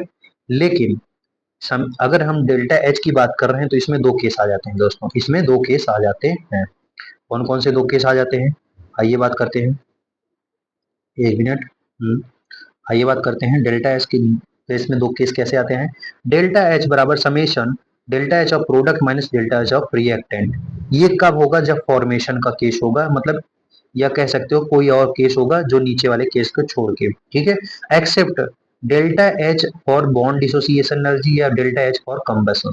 जब दो ये प्रोसेस पूछेंगे बॉन्ड डिसोसिएशन एनर्जी क्वेश्चन में, या कंबसन के लिए, कंबसन प्रोसेस के लिए, जहां पे कोई एक मॉलिक्यूल ऑक्सीजन देके कंबसन करा रहा है, CO2 और वाटर फॉर्म करा रहा है, तो वहां पे भी इसका फॉर्मूला यूज होगा, वहां पे फॉर्मूला यूज होगा डेल्टा एच रिएक्शन के बराबर summation delta H of reactant minus summation delta H of product हो जाएगा, ठीक है। यहाँ रिएक्टेंट माइनस प्रोडक्ट होगा, वहां पे प्रोडक्ट माइनस रिएक्टेंट था दोस्तों। आई होप समझ गए होंगे। चलिए आगे बात करते हैं, थर्मोकेमिकल रिएक्शन क्या होता है। Thermochemical reaction the balance chemical reaction which gives information about physical state of reactant and product, जो रिएक्टेंट एंड प्रोडक्ट जो फिजिकल स्टेट के बारे में बताइए, सॉलिड है कि लिक्विड है कि गैस है, ये जो बताए यहाँ पे आ जाएगा, थर्मोकेमिकल रिएक्शन की बात करेंगे, ठीक है, समझ गए। आइए आगे बात करते हैं। आइए, heat heat changes is called thermochemical reaction and heat changes is called thermochemical reaction. जैसे कि 2KClO3 gives 2KCl plus oxygen, यहाँ पे डेल्टा एच पॉजिटिव होगा, एक्स कैलोरी, ठीक है। अब यहाँ पे पॉजिटिव या निगेटिव कैसे आएगा ये आगे हम बात करेंगे, लेकिन उस पे के बेस में हम कमेंट कर सकते हैं, अगर पॉजिटिव है तो क्या होगा डेल्टा एच, अगर डेल्टा एच निगेटिव हुआ तो क्या होगा, ठीक है। थर्मोकेमिकल रिएक्शन दोस्तों, एक होता है एक्सोथर्मिक, एक होता है एंडोथर्मिक, ये तो सुने ही होंगे।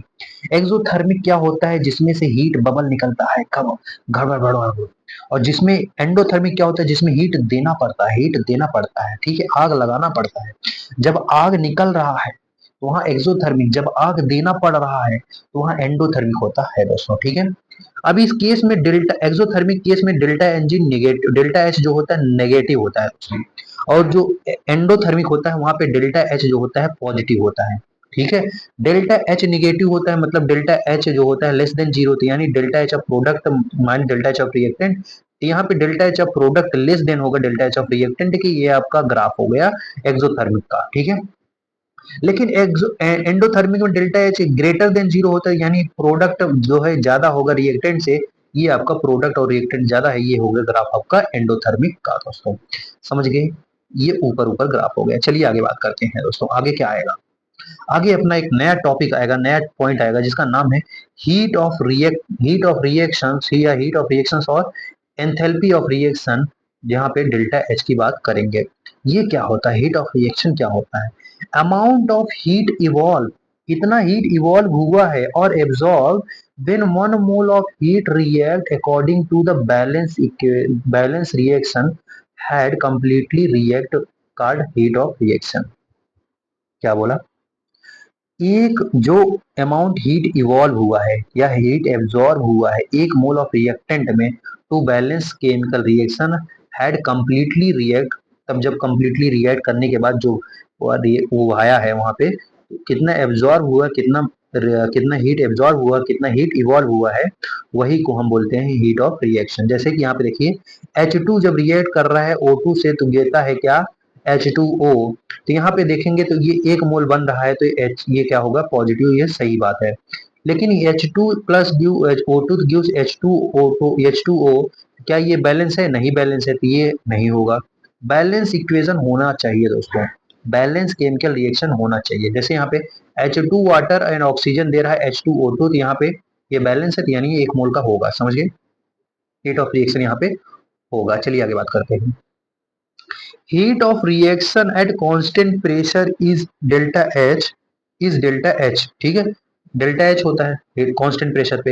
Heat of reaction at constant value delta U या डेल्टा यू एक ही होता है, एनर्जी का होता है। समझ गए दोस्तों, आई होप यहाँ समझ गए होंगे। चलिए आगे बात करते हैं। Law of thermochemistry, law of thermochemistry क्या बोलता है? 4 लॉ हैं, आई थिंक 3 ही लॉ है, एक देख लेते हैं। हाँ 3 ही लॉ है दोस्तों। 3 लॉ क्या क्या है दोस्तों, चलिए आइए बात करते हैं। ए गिव्स बी या बी गिव्स ए, जब ए दे रहा है B X kilo joule mole, अगर हम इसका रिएक्शन उल्टा कर दे रहे हैं, बी गिव्स ए, तब वहां पे डेल्टा एच माइनस का एक्स किलो जूल पर मोल हो जाए। On reversing the reaction the sign of delta H will also be reverse, ठीक है, magnitude remain same.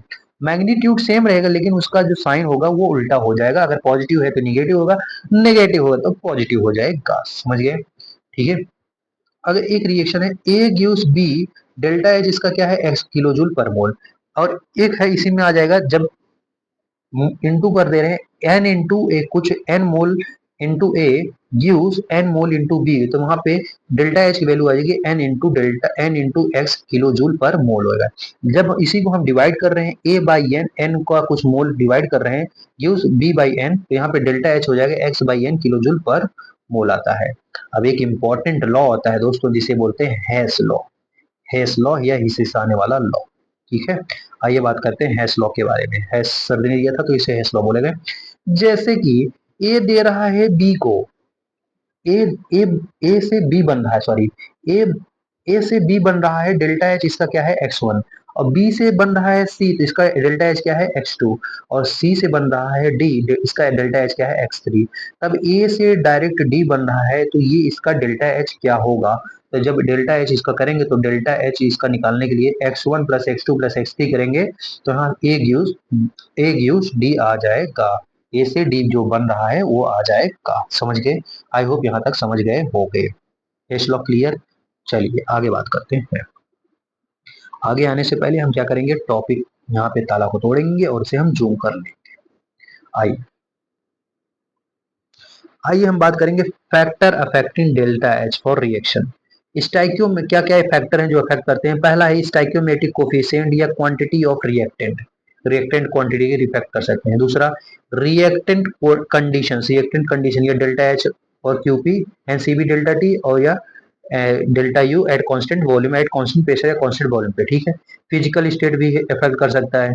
Allotropic form, जैसे ग्राफाइट है और यहाँ पे CO2 दे रहा है, एक डायमंड है जिससे CO2 दे रहा है, यहाँ पे भी इफेक्ट हो सकता है। टेम्परेचर से भी इफेक्ट हो सकता है दोस्तों, ठीक है। तो हम लोग ने बात कर लिया है कैसे आएगा, ये आपको याद नहीं करना है, बेसिकली आपको बस ध्यान रखना है। चलिए आगे बात करते हैं, ठीक है। Heat changes of reaction does not depends on the number of step used for reactions. जो हीट चेंज कर रहे हो उससे नंबर ऑफ स्टेप पे कोई फर्क नहीं पड़ेगा। Heat changes of reaction does not depends on the intermediate position, it depends only on initial and final position. Heat change करने से इंटरमीडिएट पे कोई फर्क नहीं पड़ेगा, ये सिर्फ और सिर्फ इनिशियल और फाइनल पोजीशन पे हेल्प करता है, मतलब डिपेंड करता है। Heat changes of chemical reaction और does not depends on time of reaction, कितना समय ले रहा है इस पे भी नहीं डिपेंड करता है दोस्तों। समझ गए? आई होप समझ गए होंगे। आइए हम बात करते हैं स्टैंडर्ड एंथैल्पी ऑफ रिएक्शन की। स्टैंडर्ड एंथैल्पी ऑफ रिएक्शन क्या होता है? Is the enthalpy change for a reaction when all the particular substance are in their standard state, जब सभी एक स्टैंडर्ड स्टेट में हो। जैसे स्टैंडर्ड स्टेट क्या है दोस्तों? एट 25 डिग्री सेल्सियस या 298 केल्विन रेफरेंस स्टेट है। ठीक है, आगे बात करते हैं। जैसे यहाँ पे देखिए एलिमेंट है और ये स्टैंडर्ड स्टेट। एलिमेंट मेटल है तो मेटल का solid state except mercury, mercury जो होता है वो लिक्विड स्टेट में होता है मेटल, समझ गए। ऑक्सीजन, ऑक्सीजन को गैस में रहना चाहिए O2 में।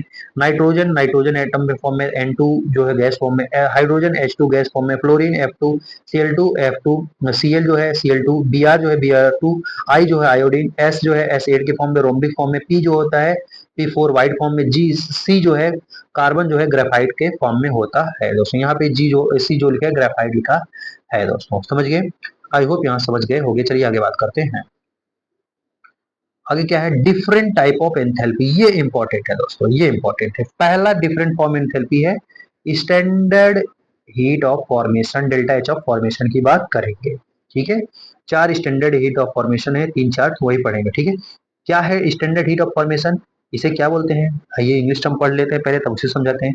It is the enthalpy changes when one mole of substance is formed its element from its element in their most abundant natural occurring forms और in their standard और stable forms। समझ गए? समझे कि नहीं समझे? नहीं समझे होगे, हम आपको अपने लैंग्वेज में समझाना चाह रहे हैं। आपको बस इसमें यही देखना है कि प्रोडक्ट साइड में जब डेल्टा एच ऑफ फॉर्मेशन हो रहा है, प्रोडक्ट साइड में हमेशा एक मोल बनाना है आपको। प्रोडक्ट के साइड में हमेशा एक मोल आपको बनाना है, बस आपको इतना ध्यान रखना है। डेल्टा एच ऑफ फॉर्मेशन में प्रोडक्ट के साइड में आपको एक मोल बनाना है, समझ गए? जैसे ग्रेफाइट है, ग्रेफाइट ऑक्सीजन के साथ मिलके क्या बना रहा है? CO2 बना रहा है, लेकिन CO2 का कितना मोल? सिर्फ एक मोल लेना है। यहाँ पे स्टैंडर्ड हीट ऑफ फॉर्मेशन जो रिएक्शन है, डेल्टा एच ऑफ रिएक्शन बराबर हो जाएगा delta H of formation of CO2 के। जैसे यहाँ पे एक एग्जांपल मैंने और लिया है, N2 plus H2 gives NH3।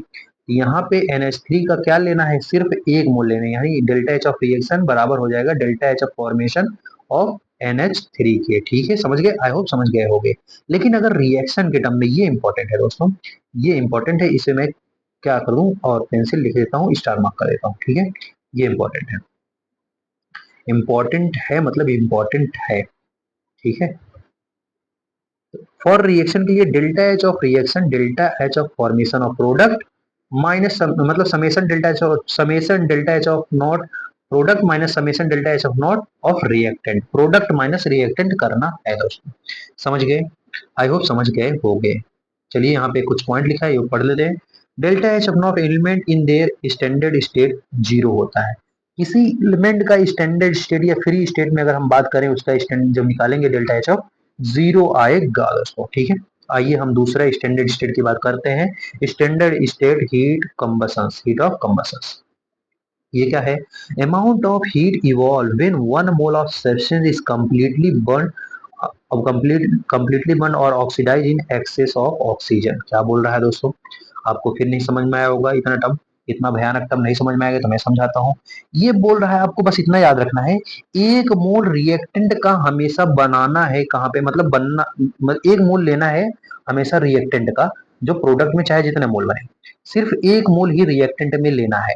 एक मोल रिएक्टेंट में जब लोगे, उससे जो फॉर्म होगा वही होता है हमका क्या, आपका हीट ऑफ कंबशन। ठीक है, जैसे कि यहाँ पे C3H8 ले रहे हो, इसका एक मोल ले रहे हो, 5 मोल्स ऑक्सीजन से ले रहे हो, जब रिएक्शन करा रहे हो, ये ऑक्सीजन का नहीं काउंट होगा दोस्तों, सिर्फ इसका काउंट होगा, याद रखिएगा।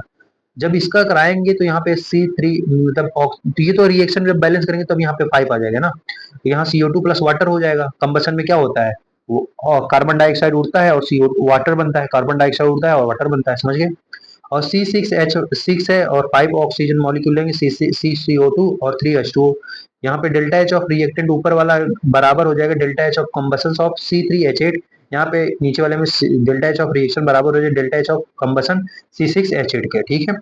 अगर रिएक्शन के लिए लिखना है दोस्तों, ये इंपॉर्टेंट है, ये भी इंपॉर्टेंट है, इसके लिए भी कलर चेंज कर लेता हूँ।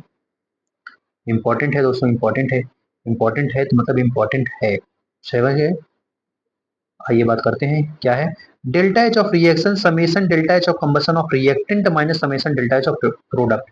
यहाँ पे रिएक्टेंट माइनस प्रोडक्ट है दोस्तों, कंबसन और बॉन्ड डिसोसिएशन के लिए मैंने आपको बताया था, वहां पे प्रोडक्ट माइनस रिएक्टेंट कर लेंगे, summation delta of product minus summation delta of reactant minus summation delta of product हो जाएगा, समझ गए। चलिए आगे बात करते हैं, आगे आएंगे तो हम नेक्स्ट टॉपिक पे आएंगे, फिर यहाँ पे क्या करेंगे, ताला तोड़ेंगे और जूम कर लेंगे। आइए जूम कर लेते हैं, ठीक है। Application of heat of combustions, calorific value होता है या फ्यूल वैल्यू होता है, सीवी लिखते हैं। Amount of heat evolve when 1 gram of substance और फूड और फ्यूल्स इज कंप्लीटली बर्न। जब पूरा बर्न हो जाए तब क्या होता है, कैलोरीफिलिक वैल्यू अगर निकालना हो तो delta H of combustion upon में मॉलिक्यूलर वेट से डिवाइड कर दो तो वहां पे कैलोरीफिलिक वैल्यू आ जाती है। यहाँ पे एक नोट लिख के आया है, ये आपको याद रखना है। H2 gas has best calorific value of, जो होता है इसका 150 होता है, ठीक है। इसलिए आगे के जो फ्यूचर प्लान है, जो हमारा फ्यूचर प्लान है, हम हाइड्रोजन को यूज कर रहे हैं एज अ फ्यूल, समझ गए। जो गाड़ी में तेल डाल रहे हैं, पेट्रोल डाल रहे हैं, उसकी जगह अब हाइड्रोजन डाला जाएगा जिससे उड़ा जाएगा, समझ गए, ठीक है। Heat of phase change, heat of phase change की बात करेंगे। हीट ऑफ फेज चेंज क्या होता है दोस्तों, it is amount of energy required to change the phase, इसमें फेज चेंज होता है of a substance under the particular condition of for a phase change, ठीक है, कुछ कंडीशन के तहत। चलिए देखते हैं, जैसे सॉलिड से लिक्विड बन रहा है, एक मोल से इसका एक मोल बन रहा है, तो डेल्टा एच ऑफ रिएक्टेंट बराबर होता है डेल्टा एच ऑफ फ्यूजन। यहाँ पे मेल्टिंग पॉइंट होता है, तो यहाँ पे मेल्टिंग पॉइंट जब है फ्यूजन के लिए होता है। लिक्विड से गैस बन रहा है तो वेपराइजेशन हो रहा है, वेपराइजेशन यानी यहाँ पे बॉइलिंग पॉइंट हो जाएगा, तो डेल्टा एच ऑफ रिएक्टेंट बराबर हो जाएगा डेल्टा एच ऑफ वेपराइजेशन, ठीक है। अगर सॉलिड से गैस बन रहा है, डायरेक्ट बन रहा है सब्लिमेशन, तो डेल्टा एच ऑफ रिएक्टेंट बराबर हो जाएगा डेल्टा एच ऑफ सब्लिमेशन के। ये तो मैं आपको पहले ही बता के आ गया था। चलिए आगे बात करते हैं, बॉन्ड एंथैल्पी क्या होता है। बॉन्ड एंथैल्पी को दोस्तों हम बॉन्ड डिसोसिएशन एंथैल्पी बोलते हैं, जो हम पहले बात करके आए हैं, बॉन्ड डिसोसिएशन एंथैल्पी या कंबशन में हमको क्या करना है। ये क्या है इसका दोस्तों, ये डेफिनेशन क्या है, डेफिनेशन बेसिकली आपको नहीं पता है, नहीं पढ़ना है, बस आपको एक बार ऐसे ध्यान देना है, लेकिन इसकी जो मेन पॉइंट है जहां मैं बता रहा हूँ वो इंपॉर्टेंट है, ठीक है। It is a change of enthalpy when one mole of convert covalent bonds of gaseous covalent compound is broken to form product of gaseous phase। जैसे H2 है, बन जा रहा है इसे एटॉमिक फॉर्म में 2H में, O2 है O2 में बन जा रहा है, डेल्टा एच ऑफ क्या हुआ है, डेल्टा एच ऑफ रिएक्शन बराबर हो जाएगा delta H of bond H2 का, delta H of bond enthalpy, delta reaction का बराबर हो जा रहा है delta H of bond enthalpy of oxygen के, ठीक है। Bond dissociation enthalpy endothermic process है, bond formation of enthalpy exothermic process होता है, आपको पता होना चाहिए। बॉन्ड डिसोसिएशन एंथैल्पी क्या होगा, endothermic, bond formation of enthalpy exothermic होगा, समझ गए, आई होप समझ गए होंगे। ये इंपॉर्टेंट है, ये इंपॉर्टेंट है, ये इंपॉर्टेंट है, कलर चेंज के फिर से मत कर दे रहा हूँ, इंपॉर्टेंट है तो मतलब इंपॉर्टेंट है दोस्तों, इंपॉर्टेंट है, इंपॉर्टेंट है, ठीक है। इंपॉर्टेंट क्या है दोस्तों, यहाँ पे देखिए डेल्टा एच ऑफ रिएक्शन बराबर होता है summation delta H of bond enthalpy of reactant minus product है summation of delta H of bond of product, ठीक है, समझ गए, आई होप यहाँ समझ गए हो गए। रिएक्टेंट माइनस प्रोडक्ट करना होता है, वहां पे क्वेश्चन में वैल्यू दी रहेगी, बस रिएक्टेंट माइनस प्रोडक्ट कर दोगे आ जाएगा आंसर, ठीक है। Bond energy, bond enthalpy of NH, जैसे यहाँ पे NH3 का फॉर्मूला NH3 का फॉर्मूला, इसका x1 इसका x2 इसका x3 दिया है, यहाँ पे देखिए, ये देखिए, यहाँ इसका x1 हो गया, इसका x2 हो गया, इसका x3, तो यहाँ पे एवरेज मीन या मीन बॉन्ड एंथैल्पी निकालना है, तो यहाँ पे x1 plus x2 plus x3 upon divide by 3 कर देंगे तो आ जाएगा, मीन वैल्यू आ जाएगी, समझ गए, आई होप समझ गए होगा। आइए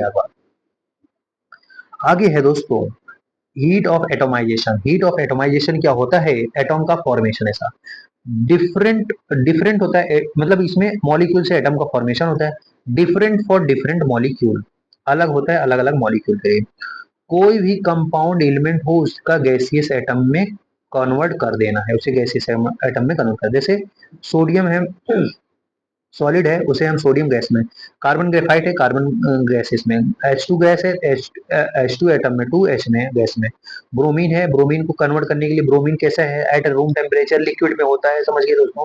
अगर हम वेपराइजेशन करेंगे तो ब्रोमीन गैसेस में, अब इसे बॉन्ड तोड़ेंगे तो आ जाएगा 2 टाइम ऑफ ब्रोमीन जो गैसेस में होगा। तो अभी अगर हम इसका डेल्टा एच लिख रहे हैं तो डेल्टा एच ऑफ एटोमाइजेशन बराबर होता है डेल्टा एच ऑफ सब्लिमेशन, मतलब उसी के बराबर आ जाता है, समझ गए। लेकिन इस केस में देखिए दो चीज यूज हो रहे हैं तो यहाँ पे समय ऐड हो जाएगा। यहाँ पे देखिए वेपराइजेशन भी हो रहा है, बॉन्ड डिसोसिएशन हो रहा है, डेल्टा एच बॉन्ड रिएक्शन के लिए delta of bond plus bond enthalpy plus bond vaporization हो जाएगा, समझ गए। आई होप समझ गए होंगे। चलिए आगे बात करते हैं। Enthalpy of solution, delta H of solution. It is the enthalpy change when 1 mole of dissolve in specific amount of solvent. जब एक स्पेसिफिक अमाउंट ऑफ सॉल्वेंट में डिसॉल्व होगा तो वहां पे डेल्टा एच ऑफ सॉल्यूशन आता है। जैसे NaCl एक्वस जो बने, जब डालेंगे तो वाटर में डालेंगे तो Na प्लस और Cl माइनस में डिसॉल्व हो जाता है, तो ये यहाँ पे डेल्टा एच ऑफ रिएक्शन बराबर होता है डेल्टा एच ऑफ सॉल्यूशन के बराबर हो जाता है दोस्तों, समझ गए। आगे बात करते हैं। आगे क्या है? आगे अपना है heat of ionization. Heat of ionization क्या होता है? फॉर वीक इलेक्ट्रोलाइट, ये कैसा होता है? एक एंडोथर्मिक प्रोसेस होता है। It is amount of heat absorb when 1 mole of completely burn dissociate into ions of solution. जैसे कि HCN है, HCN एक वीक इलेक्ट्रोलाइट है, जब टूटेगा H प्लस और Cn माइनस में। NH4 है, जब टूटेगा तो NH4 और OH माइनस में टूटेगा दोस्तों, ठीक है। आइए बात करते हैं नेक्स्ट टॉपिक, नेक्स्ट अपना पॉइंट जिसका बोलते हैं heat of neutralization. Heat of neutralization always कैसा है? एक्सोथर्मिक प्रोसेस है, यहाँ पे हीट निकलती रहती है, समझ गए। ये क्या होता है? It is amount of heat liberated when 1 gram equivalent of acid completely neutralized by 1 gram equivalent of base। Acid से बेस में जब रिएक्ट करते हैं तो न्यूट्रलाइजेशन होता है। तो यहाँ पे it is a constant for strong acid strong base. Strong acid strong base के लिए कांस्टेंट होता है इक्वल टू -13.7 किलो जूल पर मोल या -57.23 किलो जूल पर मोल होता है, समझ गए। अब क्या होता है दोस्तों? अगर अगर स्ट्रॉन्ग एसिड और वीक बेस लिए हैं, अगर स्ट्रॉन्ग एसिड वीक बेस लिए हैं तो वो क्या हो जाएगा? लेस देन, मतलब अभी स्ट्रॉन्ग एसिड था, weak strong acid strong base का 13.37 आया था, लेकिन स्ट्रॉन्ग एसिड वीक बेस ले लिए तो लेस देन 3.7 किलो जूल पर मोल आएगा। और या वीक एसिड या स्ट्रॉन्ग बेस ले रहे हैं तब भी लेस देन आएगा, वीक एसिड वीक बेस ले रहे हैं तब भी लेस देन आएगा। सम पार्ट ऑफ, इसका रीजन क्या है? Because some part utilization for ionization और वीकर पोर्शन के आयनाइजेशन के लिए यूज हो जाता है, समझ गए। आई होप यहाँ तक समझ गए होंगे। चलिए नेक्स्ट पेज पे बढ़ते हैं। नेक्स्ट पेज पढ़ने से पहले क्या करते हैं अपना, अब ये लास्ट लास्ट पेज है दोस्तों, इसको जूम कर लेते हैं और इसे पढ़ लिया जाए। क्या है दोस्तों, आइए। Enthalpy of dilution. Enthalpy of dilution क्या होता है? HCl 25 एक्वस सोल्यूशन में HCl 25 एक्वस सोल्यूशन, यहाँ पे डेल्टा एच दिया है, इसको मान लीजिए -72.03 किलो जूल पर मोल। या Cl फोर एक्वस में दिया रहा है तो यहाँ पे 40 एक्वस में दिया है, तो यहाँ पे HCl 40 एक्वस में दिया है, तो यहाँ डेल्टा एच -72.79 होता है। तो यहाँ पे डेल्टा एच आप डाइल्यूशन निकालोगे तो सेकंड माइनस फर्स्ट कर दोगे, सेकंड क्या 72 -72 -79 माइनस, फिर वहां पे फर्स्ट वाला करेंगे माइनस में, तो यहाँ माइनस माइनस क्या हो जाएगा प्लस, तो आया जाएगा माइनस में 0.7 किलो जूल पर मोल आता है। अब एक नोट पॉइंट क्या है दोस्तों? The enthalpy of dilution of solution is depend on the original concentration of the solution.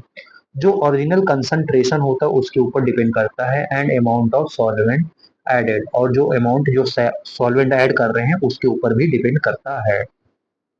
किसके ऊपर?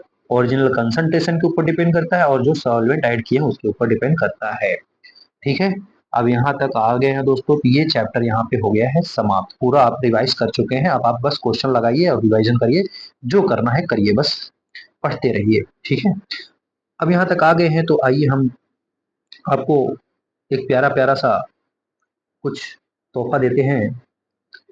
कहोगे देते नहीं है, बस ऐसे लिख के चले जाते हो। हाँ, देंगे दोस्तों, देंगे। पहले यहाँ पे देखो, ये इतना प्यारा तोहफा है, इसे आप लेते ही नहीं हो, इसे आप लेते ही नहीं हो। लो लो, ले लो, ये ले लो, थैंक यू। लेकिन लिखा नहीं है, तो मैं सही से फिर से लिख दूंगा। आइए, कोई बात नहीं दोस्तों, मैं लिख दूंगा फिर से आपके लिए बड़ा सा प्यारा सा थैंक यू। लीजिए आप दोस्तों, आप आए, इतना देर मेहनत किए, रिवीजन किए, अब आप जाइए क्वेश्चंस लगाइए जो हो सके बढ़िया से, ठीक है, और एक प्यारी सी स्माइल ले लीजिए दोस्तों,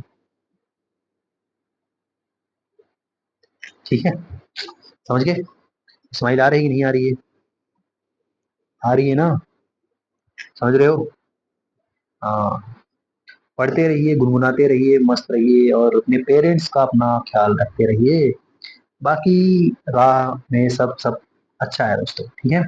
मिलते हैं अगले लेक्चर में, और अगला लेक्चर अपना होने वाला है दोस्तों बायो का, तो देखते हैं क्या होता है उसमें।